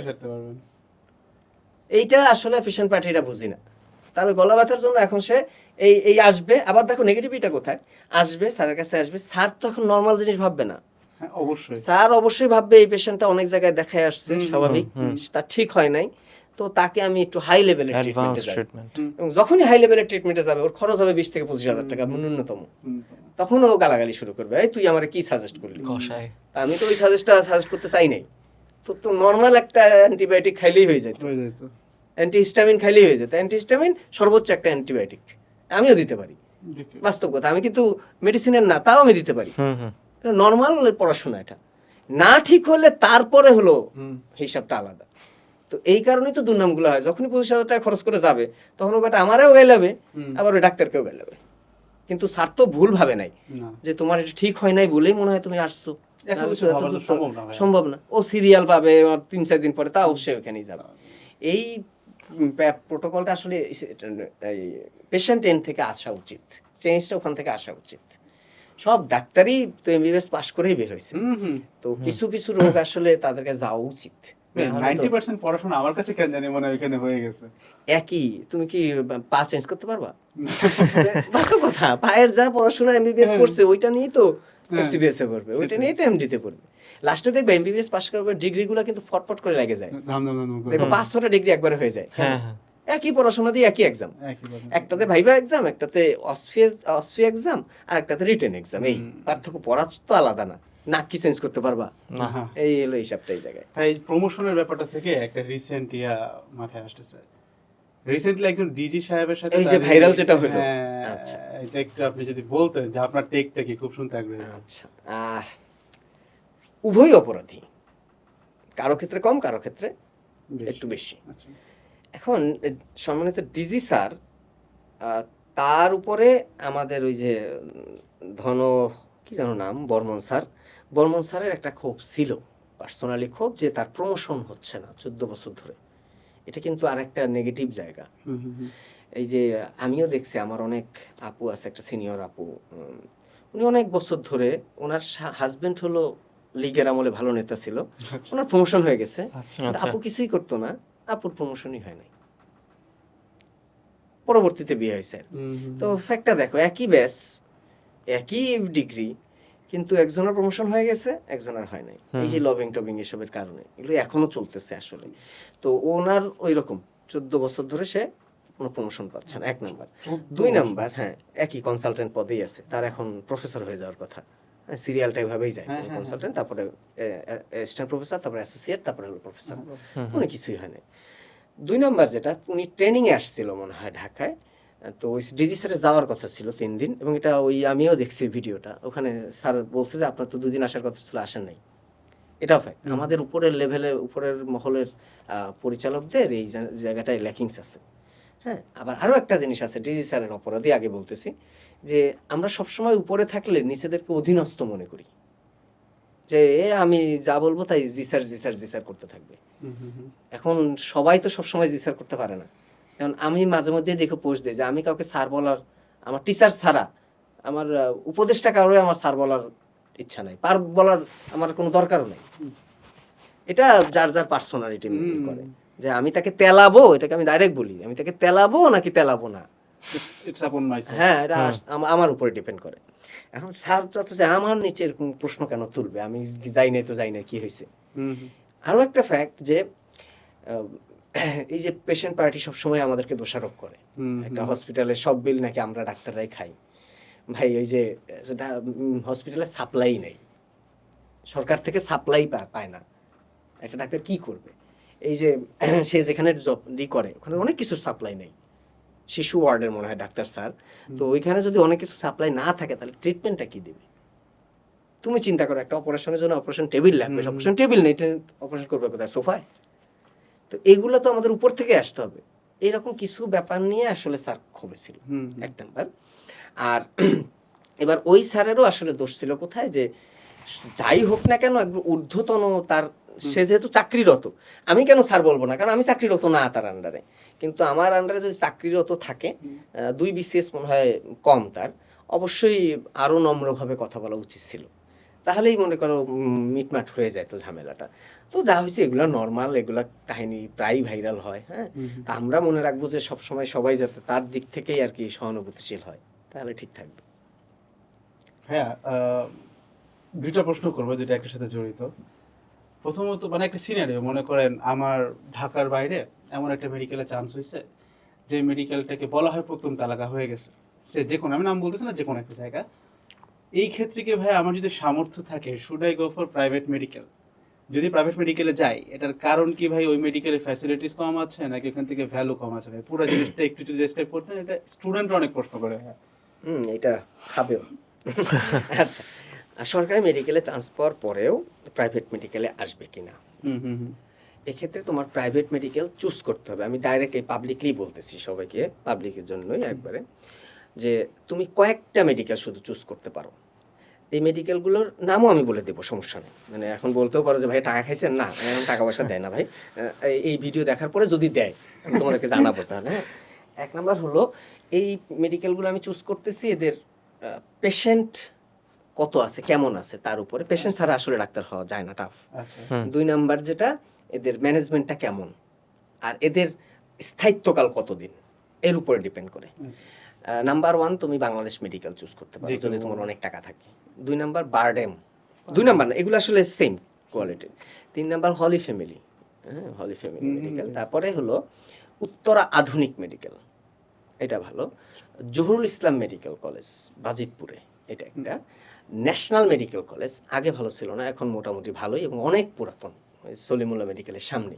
ন্যাশনাল প্রায় 28-29 বছর ধরে আছে, 28-29 বছর ধরে প্রাইভেট সেক্টর টিকে আছে, মানে ভালোই পেশেন্ট আছে। এটা একটা। কোনটা বললাম তাহলে বলো তো? Bangladesh Medical, Holy Family, BIRDEM, Bangladesh Women's Medical বা উত্তর আধুনিক, এটা। তারপরে তোমার ন্যাশনাল মেডিকেল বললাম, বাজিতপুরের একটা মেডিকেল বললাম, জহুরুল ইসলাম। এইগুলা মোটামুটি মানসম্পন্ন বলা যায়। হ্যাঁ, তো যদি একবারে সরকারি মেডিকেলের পিছনের দিকে, অ্যাজ এক্সাম্পল ধরো রাঙামাটি মেডিকেল, ওখানে এখনো ইনফ্রাস্ট্রাকচার ওভাবে তৈরি হয় নাই, স্যাররা যেতে চায় না। হ্যাঁ, তো ক্লাসরুম ঠিক মতো নাই। সেই সব ক্ষেত্রে তুমি আগে চান্স পাওয়ার পরে আগে তোমার সিনিয়র ব্যাচ থেকে জানবা যে কি অবস্থা। যদি তোমার ঢাকায় থাকতে হয়, তোমার ভালো আছে, সামর্থ্য আছে, তুমি ঢাকায় থাকতে চাও, তুমি মেয়ে মানুষ, তুমি অত দূর যাবা না, সেক্ষেত্রে তুমি চান্স পাওয়ার পরে ওইখানে সিনিয়রকে একটু জিজ্ঞেস করবা যে ভাই আপনাদের ক্লাস কেমন হচ্ছে, ফ্যাসিলিটিস কেমন, অবশ্যই হেল্প করবে তোমাকে। এরপরে তুমি তোমার ফ্যামিলির সাথে বসে চুজ করবা যে আমি ঢাকায় আসবো কিনা। এর একটা ফ্যাক্ট, ঠিক আছে? মানে কোয়ালিটি আসলে পুরো এমবিবিএস লাইফটাই হলো নিজের পড়াশোনা বেশি। যেমন আমি আমার ফাইনাল প্রফে কোনো স্যারের ক্লাস করি নাই, লেকচারই করি নাই, আমি করছি হলো বিদেশি লেকচার ইউটিউব থেকে। অ্যাটেন্ডেন্স কিভাবে কি? ওই যে টাকা দিতাম, জানো যাইতাম, কিন্তু ক্লাস কি দেখো, এই স্টুডেন্টরা আমাদের, আমি বললাম না যে স্টুডেন্ট লেভেল চেঞ্জ হয়ে যাবে, কিছুদিন পরে আমাদেরকে ভালো বলবে, এই লেভেল পরে ওই তখনই ভালো বলবে। আচ্ছা, তখন আফসোস করবে সে যে আমরা এই অ্যাডমিশন টাইমে কি সব ক্লাস করতাম আর এখন কি সব ক্লাস করতেছি। একটা স্লাইড এনে বলে this is the slide of metabolism, শেষ ক্লাস, ডিয়ার স্টুডেন্ট। তো তুমি কি শিখবে, বুঝানো নাই, কিছু নাই, স্লাইডে 2টা পেজ ভাই, ওয়েলকাম আর থ্যাঙ্ক ইউ। হ্যাঁ, ওয়েলকাম এন্ড থ্যাঙ্ক ইউর জন্য ওয়েট করে থাকি আমরা, কখন থ্যাঙ্ক ইউ আসবে। তো ওই ক্লাসের সাথে আমাদের ক্লাসের আকাশ পাতাল পার্থক্য হয়। এই জন্য তো স্টুডেন্টরা বলে যে ভাই এমবিবিএস এর কোর্স নামান, মানে ওরা ওই ক্লাস করে অভ্যস্ত কিন্তু ভালো তো পাচ্ছে না। তো এই কারণে তখন তোরা বুঝতে পারে যে আমাদেরকে আসলেই ভাইরা চেষ্টা করছে পড়াইতে, এখন যা দেখতেছি লেভেল। তো ওই কারণে ওই লেকচার এইগুলো আসলে নিজের পড়ার উপরেই ডিপেন্ড করে। হ্যাঁ, আমরা এই জন্যই কিছু চ্যানেল সাজেস্ট করে দেই যে এমবিবিএস এর ক্ষেত্রে বলি যে এমবিবিএস এবং ডেন্টালের ক্ষেত্রে এই চ্যানেলগুলোর ভিডিওগুলো তুমি দেখো। যেমন আমি ফার্মাকোলজির কিছু ক্লাস করতাম, অবাক ব্যাপার, মানে ক্লাস করলে মুখস্থ হয়ে যেত, ড্রাগের মেকানিজমটা এত সুন্দর করে ক্লাস করে। তো আমাদের ইঞ্জিনিয়ারিং লাইনে এরকম কিছু আছে, তোমাদেরও আছে? হ্যাঁ, চলে না ভাই, ইন্ডিয়ার অনেক ভালো ভালো কিছু লেকচার আছে শুনছিলাম। জি ভাই, পান্ডে নাকি জানো, আলাপ পান্ডে, হ্যাঁ হ্যাঁ, এই টাইপের। তো যেখানে যে ভালো রিসোর্সটা আছে ওখান থেকে নিয়ে নিজের পড়াশোনা নিজে হয়ে যায়, তবে পেশেন্ট থাকতে হয়। তবে আরেকটা জিনিস, সেটা হলো অবশ্যই জিজ্ঞেস করবা যে হসপিটাল আছে কিনা, ওই মেডিকেলের নিজস্ব হাসপাতাল আছে কিনা। বাংলাদেশ মেডিকেলের নিজস্ব হাসপাতাল আছে। তবে আরেকটা নেগেটিভ জিনিস বলে দিই, সেটা হলো যে প্রাইভেট সাজেস্ট করলাম, এখানেও একটা কাহিনী আছে। কাহিনী হলো তুমি একটা সরকারি পেশেন্টের গায়ে হাত দিতে পারবা, প্রাইভেট মেডিকেলের পেশেন্টের গায়ে হাত দিতে পারবা না। আচ্ছা, সেটা হলো তুমি প্রাইভেট মেডিকেলে ভর্তি হইছো, টাকা দিয়ে ভর্তি হইছো, মানে হসপিটালের সার্ভিস নিতে, তোমাকে ওখানে হাত দিতে গেলে অনুমতি লাগবে, সে 1 লাখ টাকা বিল দিবে ওখানে, তুমি চাইলে হাত দিতে পারবা না। কিন্তু সরকারি মেডিকেলে আমরা পেশেন্টের মামা উঠেন নামেন এই করেন সব বাঁকা হন, আমার ইচ্ছা মতো আমি করতে পারি। সরকারি মেডিকেল এই জায়গাতেই আলাদা, পেশেন্টের কাছে না গেলে, পেশেন্টকে না ধরলে তুমি শিখতে পারবে না, পুরোটাই প্র্যাকটিক্যাল। এখানে প্রাইভেট মেডিকেলে হাত দিতে গেলে তোমার অনুমতি লাগবে। আমি যদি হসপিটালে, আমি যদি বাংলাদেশ মেডিকেলে ভর্তি হই, আমি কি আমার উপর চেক করতে দিব? ইম্পসিবল, আমি ক্ষমতাবান, নিজের টাকায় ভর্তি হয়েছি। হ্যাঁ, কিন্তু আমি যদি আমার ঢাকা মেডিকেলে যাই ভর্তি হই, কেউ শিখতে আসলে কি বলবো, আমার তো জন্য আমার আয় শেখ, আমার উপর শেখ। এইটা হলো ফ্যাক্ট। মিডিয়াম নিয়ে আরেকটা কোয়েশ্চেন, আপনি তো বলছেন যে এর আগে অনেক প্ল্যাটফর্মে আপনি ক্লাস নিয়েছেন, অফলাইন প্ল্যাটফর্মে, তো হঠাৎ করে মিডিয়াম কেন হচ্ছে আপনার ফাউন্ড করার ইচ্ছা জাগলো, বা আগের এক্সপিরিয়েন্সগুলো কিভাবে আপনাকে হেল্প করছে মিডিয়াম ফাউন্ড করতে? সোজা কথা এটাই যে আমি নিজে থেকেই চাচ্ছিলাম যে আমি ভালো কিছু দেই স্টুডেন্টদেরকে, স্টুডেন্টগুলো আমার এখান থেকে উপকৃত হোক, মানে এই একটা প্ল্যাটফর্ম থেকেই যাতে সে সব কিছু পায়। আচ্ছা, হ্যাঁ, এই কারণে মিডিয়াম প্রতিষ্ঠা হওয়ার পরে আমি কিন্তু আর কোথাও ক্লাস নিতে যাই নাই, মানে কোনো অনলাইন প্ল্যাটফর্মে আমার ক্লাস দেখবা না, খুব মানে রেয়ার সবাই ভাই যে আপনি হ্যাঁ, একেবারে একা একদম। একাই, মানে এই মিডিয়াম হওয়ার পর থেকে আমি আর কোথাও কোনো ক্লাস নিই না। আগে তো ধরো ওই যে টিসে ক্লাস পেমেন্টের বিনিময়ে অফলাইনে বিভিন্ন জায়গায় ক্লাস নিতাম, তখন আমার প্ল্যাটফর্ম ছিল না। যখন মিডিয়াম হয়েছে তখন থেকে আমি আর কোথাও ক্লাস নিই নাই, এবং আমি চাইছি যে স্টুডেন্টরা যাতে ইউনিক থাকে। যদিও এখন স্টুডেন্ট ইউনিক থাকে না, স্টুডেন্ট এখন সব জায়গাতেই থাকে, তারপরও একটা জায়গাতে যেন ফলো করে তারা। যেমন একটা জায়গায় যদি ক্লাস, কিছু কিছু স্টুডেন্ট মাঝে মধ্যে বলে যে ভাইয়া আপনার এই ক্লাসটা করার পরে আমার আর অন্য ক্লাস ভালো লাগতেছে না, ও যাতে একটা সবগুলো ক্লাস এক জায়গায় পায়। এই কারণেই আমি আসলে মিডিয়াম নিয়ে সিরিয়াস ছিলাম, এবং এখন তো আল্লাহ আলহামদুলিল্লাহ যথেষ্ট ভালো উঠছে, যা আশা আলহামদুলিল্লাহ। করি আর কি। ওইরকম হাইপ নাই যে আলহামদুলিল্লাহ। ধরো একদিনে 2 লাখ মেম্বার বেড়ে যাবে, ওই টাইপের না। আমার একটা একটা করে মেম্বার বাড়ে, ওই একটা মেম্বারই আমার growth is slow always growth কিন্তু স্টেডি গ্রোথ। মানে একজন যথেষ্ট মানে ভালো। ভাই আপনার এখানে 50 জন, কারণ একজন বাকিদের নিয়ে আসে। এইটা আমার জন্য উপকার যে আমার এখানে ফালতু মেম্বার কম, মানে হলো যে শিখতে আসে সেই আসে, অন্য কেউ আসবে না। এই জায়গাটা আমি ধরেও রাখি। কারণ একটা আছে, কারণ হলো আমার এখানে ব্যান্ড মেম্বার যা আছে তাও কোনো কোনো গ্রুপের ফুল মেম্বারের সমান, আচ্ছা 35,000-এর মতো আছে ব্যান করা, আচ্ছা, মানে আচ্ছা। হাজারে কমেন্ট করতেছে, এতগুলো ব্যাক একদম সাথে সাথে করছেন বাদ ভাইয়া। দেওয়ার কোনো কথাই নেই। আগে তো তাও একটু তর্ক করতাম, এখন আমি গত 2 বছর ধরে তর্ক করি না, আস্তে করে ব্যান করে দিয়ে দিই যে তুমি তো শিখতে আসো না, তোমার তো দরকার নেই এটা। তোমার এরকম গ্রুপ আরো আছে, তুমি এখানে যাও। আমার লজিকটা এই জায়গায় আলাদা। হ্যাঁ, গ্র্যান্ড সেলিব্রেশন মিডিয়াম যেহেতু উঠছে, গ্র্যান্ড সেলিব্রেশন না উঠলে ভাই জিনিসটা একটা আমি শুরু করছিলাম, আমি আবার অফ করছি তো। একটু ব্যাখ্যা করেন না ভাই, মানে কিভাবে শুরু করলেন, কেন শুরু করলেন? আর এটা হলো যে ওই ওই অনলাইনের স্টুডেন্টদেরকে আসলে একদিন দেখার ইচ্ছা ছিল খুব, আচ্ছা ওইখানে ওই থিমটা থেকে যে আমি আমার স্টুডেন্টদের একদিন দেখবো, হ্যাঁ, সবাই যাতে আসে। তো এটাতে আবার একটা ইও আছে যে সব আসলে আসতে পারে না, সবাই আসতে পারে না, Location ঢাকার vary বাইরে করে, থাকে অনেকে। ভ্যারি করে। দ্যাটস ওখান থেকে আবার এই বছর আমার মনে উঠে গেছে, ওটা আমি গত বছর করি নাই, কিন্তু আচ্ছা গত বছর না করে আরেকটা পজিটিভ সাইন পাইছি যে আমি আমার সব স্টুডেন্টকে পাইছি, প্রত্যেকটার ক্যাম্পাসে পাইছি। আমি ক্যাম্পাসে ক্রেজ দিছি এবার, আচ্ছা মানে এই নতুন একটা জিনিস শুরু করলাম, আগামী বছর থেকে ইনশাআল্লাহ অনেকেই শুরু করবে। দেখো তো গ্র্যান্ড সেলিব্রেশন শুরু করছিলাম, তারপর সবাই শুরু করছে। আমরা এটা শুরু শুনলে করলাম, কপিরাইট দিন না ভাই। আমি কপিরাইট দেই না, একটু গালাগালি করতে পারি, এই ব্যাপারটা আমার ফলো করিস, এই আর কিছু করবো না, ওরাও তোমাকে উঠাইয়া দেওয়াই। হ্যাঁ অবশ্যই ভাই। আচ্ছা, তো যেটা বলতেছিলাম যে এবার স্টুডেন্টদেরকে আমি আবার সবাইকে পাইছি, মানে ওরা তো ক্লাস থেকেই আসছে সব একসাথে। আচ্ছা এটা মানে দুই দিকেরই আসলে পজিটিভিটি নেগেটিভিটি সবই আছে, একটা ফ্যাক্ট। আর ভাই একটা কোশ্চেন ছিল যে বিদেশে দেখা যায় ডেন্টিস্টদেরকে কিন্তু অনেক রেসপেক্ট করা হয়, হাই পেমেন্ট জব, হ্যাঁ, সবচেয়ে হাই পেমেন্ট। বাট বাংলাদেশে যারা ধরেন বিডিএস করতেছে তারা কিন্তু একটু নিজেদের ইনফিরিয়র ভাবে, এটা কেন? দাঁত থাকতে দাঁতের যত্ন দেই না আমরা, কিন্তু আমি দেই, কারণ আমার দাঁতের ব্যথা অনেকবার হয়েছে। আচ্ছা, হ্যাঁ। তো এইটা আসলে আমাদের গার্ডিয়ান লেভেল থেকে এই সমস্যাটা তৈরি হয়, কারণ এখনো ওই যে আমার আব্বা সেই বলে দাঁতের ডাক্তার, মানে শুনতেই কেমন লাগে। মানে আমার বাবা সেই নিজেই বলে, আব্বা শুনলে আমার গাল আব্বা সমস্যা নাই, মেনে নেবো। তো তারপরও এটা ওই গার্ডিয়ান লেভেল থেকেই আসে যে ডাক্তার আবার দাঁতের ডাক্তার, কিন্তু দাঁতের ডাক্তার যে লাগে এবং দাঁত যে কতটা গুরুত্বপূর্ণ যারা দাঁত নাই তারাই বুঝে, ফ্যাক্ট। এটা আসলে চেঞ্জ হতে সময় লাগবে। আমি তোমার এই কথার সাথে একমত যে বাংলাদেশে এখনো ভ্যালু পায় না ওভাবে, এখনো ভ্যালু পায় না।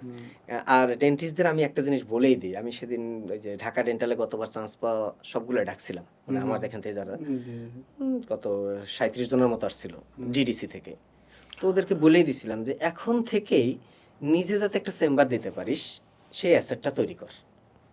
ওরা বললো ভাই এই সাজেশনটা আমাদের কেউ দেয় নাই। আচ্ছা, আমি আসলে বাস্তব সাজেশন দিছি। পাশ করার পরেই এই চেম্বার হলো হাতের কাজ, ডেন্টিস্টটা পুরোটাই হাতের কাজ। পুরোটাই হাতের কাজ, যতটা তুমি চেম্বার জমাইতে পারলে তোমার রোগী হবে। হুম, কথা বুঝতে। আর আমরা এই যে দাঁতের চিকিৎসায় কই যাই, হাতুড়ের ছাড়া দাঁতে খুব কম যায়। আমার তো আমি যখন মেডিকেলে প্রথম 9-10-এ আমি দেখছিলাম একটা দাঁত উঠানোর জন্য কই যেন নিয়ে গেছিল আব্বা, এরকম উড়ে যারা 3 দিন আমার ফুলেছিল, এখনো মনে পড়ে। এই জিনিস উঠাই তো ভেজাল করলো, এখন মনে হচ্ছে দাঁত ব্যথা করতেছে। তো আমরা ওইটাই বললাম যে বাংলাদেশের প্রেক্ষাপটে এখনো ওইখানে যাওয়ার ট্র্যাডিশন আছে, তো ভ্যালুটা কোথা থেকে আসবে? বুঝতে তবে আসবে, শিক্ষিত জনগোষ্ঠী তৈরি হচ্ছে, তোমরা ইয়ং জেনারেশন এটাকে যদি আরো করতে পারো, সেক্ষেত্রে ডেন্টাল পড়ে থাকবে না। ডেন্টাল একটা বিদেশের সবচেয়ে হাই পেইড জব, আমি আবার বললাম সবচেয়ে বেশি পেইড জব এটা। এখানেও এই ওদেরকে যেটা বলছি যে নিজের চেম্বারটা গড়ে তুলতে পারলে, হাতের কাজ থাকলে ও অনেক ভালো করবে এই সেক্টরে। মেডিকেল সেগমেন্টটা ভাই একটু অদ্ভুত, যেমন আমি জানি না অডিয়েন্স এটা বলে, আমি তো ওদের সেট থেকেই বলতেছি যে ভাই ধরেন একজন এমবিবিএস করলো, এরকম একটা কমেন্ট করে যে ধরেন সে তারপরে বিসিএস অ্যাডমিন ক্যাডার, এমন একটা কমেন্ট যে আমাদের ট্যাক্সের টাকায় পরে এখন আবার ট্যাক্সের টাকায় বেতন দিতে যাচ্ছে। হাততালি দিব যে এসে গেছে। আমি ওই পররাষ্ট্র যেগুলো যায় ওগুলো পাইলে আমি নিজে স্পেশাল ট্রিট দিব।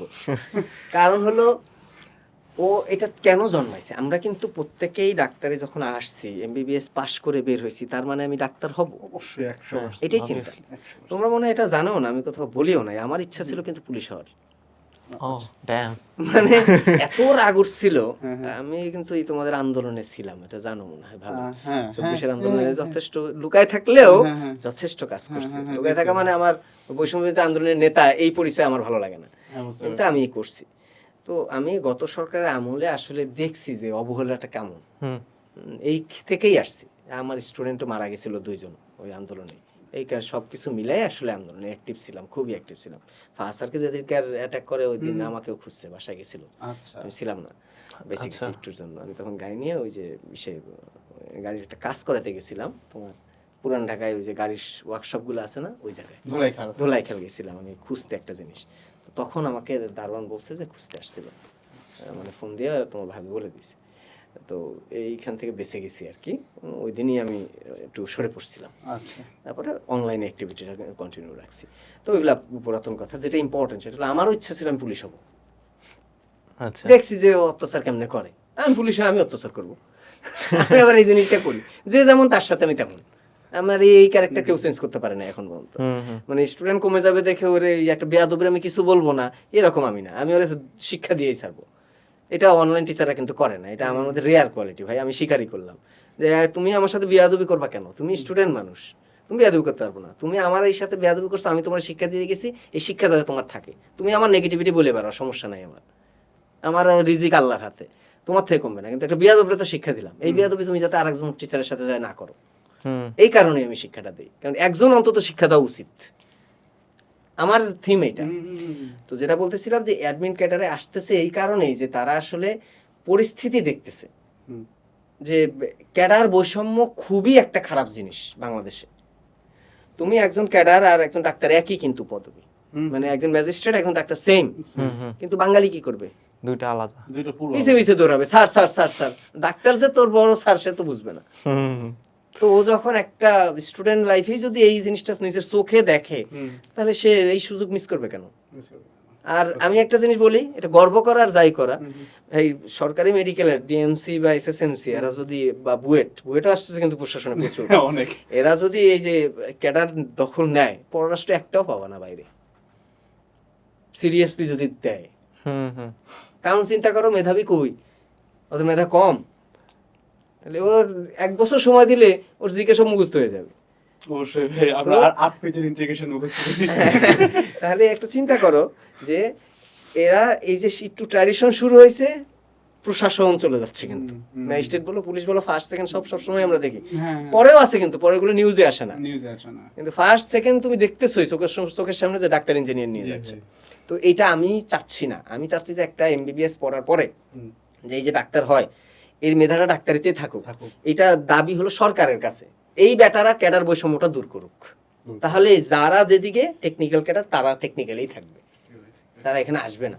একটা আর্টসে পড়া স্টুডেন্ট সে ক্যাডার পাবে না কেন? তার মেধা আছে, পাবে, সে পরীক্ষা দিয়ে তো পাইছে। তো এটা আমাদের কাছে খারাপ লাগা না, আমাদের কাছে খারাপ লাগা যে ক্যাডার বৈষম্যটা। আর ওই যে ট্যাক্সের টাকায়, ভাই ট্যাক্স সবাই দেয়, আমি দিই না, সবাই দেয় ট্যাক্সের টাকায়, সব ইউনিভার্সিটি পড়ে।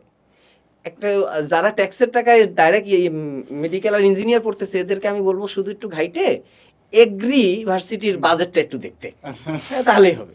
এগ্রির বাজেট থাকে ডাক্তারদের চেয়ে 3 গুণ।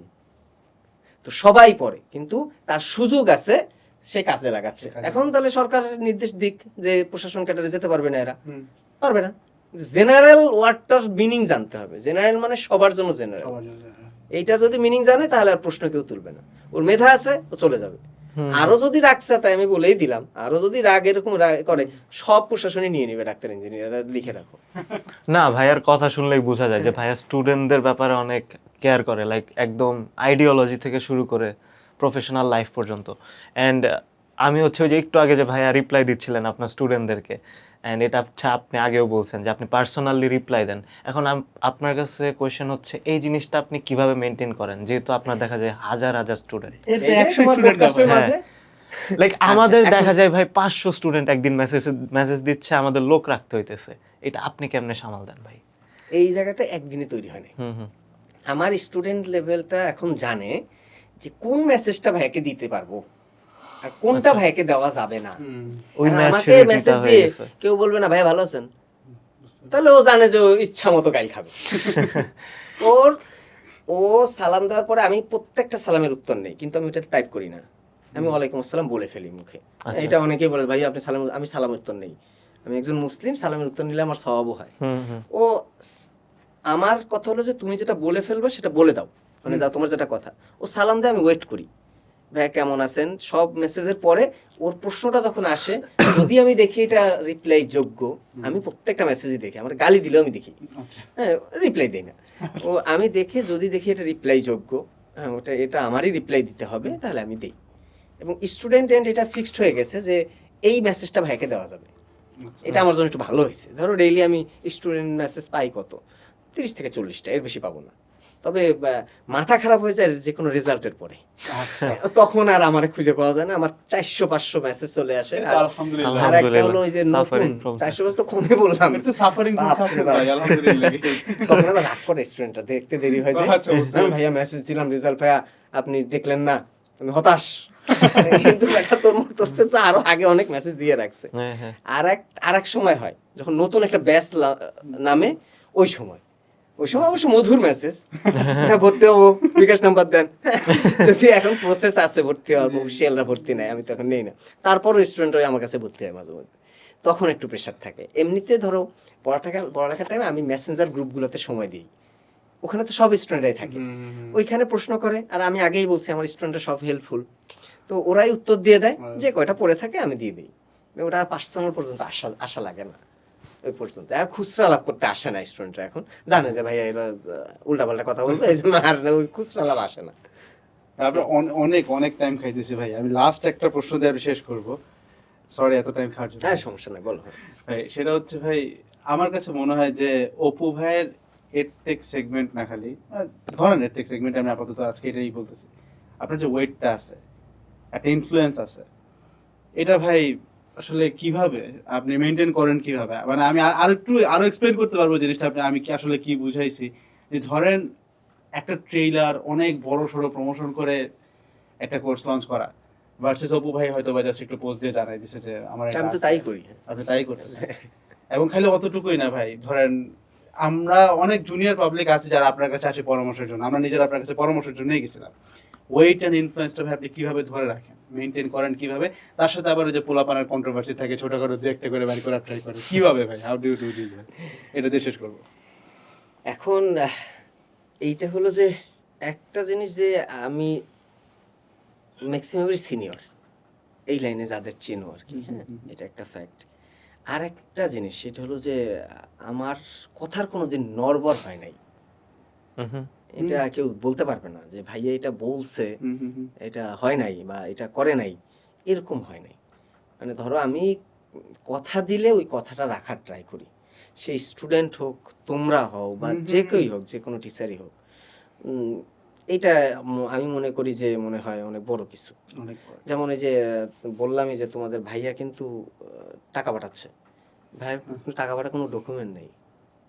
এখন আমি তো লাইভে বলে দিয়ে স্বীকার করলাম ও যে টাকা পাঠাচ্ছে, অপার ভাইয়া, হ্যাঁ ও টাকা পাঠাচ্ছে, কিন্তু কোনো লিখিত নাই, কিচ্ছু নাই, তো কিসের ভিত্তিতে পাঠায়? ওইটা হলো ওই মনে করো যে ওয়েট এবং ট্রাস্ট। এই কারণে এই জায়গাটা হয়তো আমি অর্জন করতে পারছি। আমাদের ছোট একটা অ্যাড করি, তা আমরা কিন্তু প্রথমে এক্সপেক্ট করি নাই যে অপু ভাই ধুম করে বলে যাচ্ছে আমি আজকে এতটাই টাইম বলে দিই, আমরা 11টার পরে শুট করতেছি, এটা রাত। তো কিন্তু আমাদের মধ্যে এই বিশ্বাসটা আছে যে না, অপু ভাই টাইম দিছে, 10-15 মিনিট নড়চড় হবেই, মানসিক এটা তাও স্বাভাবিক হইতো না, ব্যাপার। জ্যাম ছিল ওইটা আমার ভাই ছবি দিয়ে পাঠাচ্ছে যে আমি জ্যামে আছি, এটা খুব সো হাম্বল অফ ইউ ভাই। বাট আমার এই কনফিডেন্সটা ছিল যে অপু ভাই বলছে মানে ইটস ইন ফাইনাল। আমি যখন যে কোনো একটা বলি যে আমি আমার তখন মাথায় একটা টেনশন ধরে যায়, হুম হুম এটা আমার মধ্যে হয় আচ্ছা যে আমি ওকে কথা দিছি, হ্যাঁ, হ্যাঁ। এইটা কথা না মনে রাখতে পারলে তো রাখতে ও কি মনে করবে, আচ্ছা এই জিনিসটা আমাকে খুব প্যারা দেয়। এই জন্য আমি এই ঘুমানোর সময় আমি বলে রাখছি, তোমার ভাবিকেও বলে রাখছি আচ্ছা আচ্ছা যে আমাকে মাস্ট উঠাই দিবা 9:30, 9:30 আগে, হ্যাঁ, এই জন্য নড়চড় না হয়, যতই যা হোক উঠাই দিবা। আর এটাও বলছি যে আমার দরকার কিলাই উঠাইও, আচ্ছা ঠিক আছে। তো এইটা মানে কথা দিলে কথা রাখাটা, এটা আমি মনে করি যে একটা মুসলমান হিসেবে গুণ। হ্যাঁ, তোমাকে এটা মনে রাখতে হবে। অনেকে মনে করে যে আমি অনেক হাই পজিশনে আছি, হুম, হুম, হুম। আমি যা বলবো তাই, এটা ঠিক না। হুম। তোমার সবাই এক এক সময় আমরা হাই পজিশনে যাব, আমি এখন কম আছি, আমি এক সময় বড় হব, এটা স্বাভাবিক। তো এই কারণে আমি মনে করি যে আমার এন্ড থেকে তোমাদের কথাই বললাম, তোমাদের এন্ড থেকে যে যতটুকু সম্মান প্রাপ্য তাকে অবশ্যই সেটুকু দেওয়া। হ্যাঁ, তাকে কথা দিলে তার কথাটা রাখা, এটা অবশ্যই। যদি করতে পারো এক সময় আল্লাহও খুশি হবে, সবাই ওই মানুষটাও খুশি হবে, দোয়া করবে মন থেকে, এইটা উচিত। ভাই আরেকটা প্রশ্ন যদি দিয়ে করে কোনো দেন। সমস্যা নেই। ভাই এর থেকে কি ভাই আসলে আমরা সবাই বন্ধু না শত্রু? ঝগড়া কিরকম চলে ভাই? আমরা তো অনেক বাচ্চা ভাই। শোনো, এটাকে আমরা স্টুডেন্ট থেকে না চাই, এই একটা কাজ করি। উত্তরটা আমি জানি ভাই, তাই জিজ্ঞাসা করতেছি। স্টুডেন্টরা মনে করে যে এই ভাইয়ার সাথে ওই ভাইয়ের কত শত্রুতা, আমি এই ভাইয়া ওই ভাইকে দেখতে পারে না, কিন্তু তলে তলে ভাইয়ারা মাওতে আড্ডা দিচ্ছে। এইটা হলো এটাকের মেইন রহস্য। এটা স্টুডেন্টরা বুঝে না, স্টুডেন্ট মনে করে আমি ওরে পীর মানতেছি, হুম, তার মানে ও আমার পীরের শত্রু। হুম হুম আসলে কেউ কারো শত্রু না। এই ব্যবসায়িক দ্বন্দ্ব আলাদা জিনিস, আর ঈর্ষের দ্বন্দ্ব আলাদা জিনিস। যেমন আমি ওই যে একটা ঈর্ষের প্রোগ্রামে গেছিলাম, ওই যে আন্দোলনের পরেই একটা ছিল, তো ওই টাইমে ওরা আমি যাওয়ার পরে এটেকের ওরা সবাই আসছে, কাব্য টাব্য, হ্যাঁ, হাফিজ টাফিজ, ওরা সবাই দৌড়ায় আসছে, ভাই কেমন আছেন, আচ্ছা কি অবস্থা। আমাদের মধ্যে কোনো শত্রুতামি নাই, কারণ আমরা তো বাস্তবে কেউ কারো শত্রু না। হুম ব্যবসায়িক শত্রু আলাদা জিনিস, কারণ একই কন্টেন্ট দুইজন দিচ্ছি, সেক্ষেত্রে আমারটা তো আনতে হবে, Competition আমার তো থাকবে। ফেসটা দেখা, আমার ফেস ভ্যালুটা বাড়াতে হবে, এই জিনিসটা আমরা করি, এই জন্য আমরা একে অপরের সাথে লেগে থাকি। কিন্তু স্টুডেন্টরা মনে করে উল্টা, আল্লাহ এই মানে মারামারি চলতেছে এদের মধ্যে, যে কোনো সময় একজন মারা যাবে। আসলে আমরা কেউই মারা যাই না, আমরা একসাথে আড্ডা দিই। আমাদের সম্পর্ক কারোর সাথে কারো খারাপ না, এটা হওয়া পসিবলও না, কারণ আমরা ম্যাচিওর সবাই, আমরা এই এন্ডে যারা আছি, হ্যাঁ, আমরা সবাই ম্যাচিওর, কার সাথে কেমন ডিলিংস করতে হবে, কার সাথে কেমন থাকতে হবে, আমরা সবই জানি। আমরা এই স্টুডেন্টদেরকে এই একটা কথাই উত্তর, স্টুডেন্টদেরকে না চাই যে তোরা একটু তালে থাক, অনলাইন জগৎ তো একটু তালে থাকলে ভালো লাগে, হ্যাঁ, তোরা তালে থাক, আমরা তাল দেখি, আমি এটা করি, আমার ভালো লাগে, এই আর কি। ভাই আপনার অনেক সময় খাই ফেললাম ভাই, থ্যাংক ইউ সো মাচ। আমাদের মতো বাচ্চা পোলাপান আপনি এতগুলো সময় দিয়ে গেলেন। থ্যাংক ইউ সমস্যা ভাই। নাই, ইনশাল্লাহ আবার দেখা হবে। আর হলো তোমরা ভালো করো, ইনশাল্লাহ আমাদের যে অনেক বড় হবা, হ্যাঁ, আমাদের তো বয়স শেষ, আমাদের জন্য দোয়া করবা যাতে সুস্থ অবশ্যই থাকে, ভাই, এই আর কি। সব সত্যি সময়। কথা বলতে গেলে ভাই ওকে আপনার চেয়ে বেশি বুড়া লাগে, আমি হিসাবের বাইরে। তোমরা অনেক ভালো করবে, তোমরা হ্যাঁ। এনার্জেটিক, তোমরা তো ভালো করবাই। ভাই দোয়া করবেন সবসময় ভাই, যে কোনো সমস্যা আসলে অবশ্যই আসবো। অ্যান্ড অডিয়েন্স যারা এতক্ষণ ধরে দেখতেছিলেন, thank you so much for staying with us. Next podcast, next এপিসোডগুলোতে সবাইকে থাকার জন্য অনুরোধ করবো। অ্যান্ড অবভিয়াসলি চ্যানেলটাতে সাবস্ক্রাইব করবেন অ্যান্ড পেজ একটা ফলো দিয়ে রাখবেন। অ্যান্ড এগেন বনে এমন অপু ভাইয়াকে অনেক অনেক থ্যাংকস ভাইয়া। তোমাদেরকেও Next দেখা হলে ধন্যবাদ, ভালো অবশ্যই থাকবেন। আসবেন। আসসালামু আলাইকুম সবাইকে।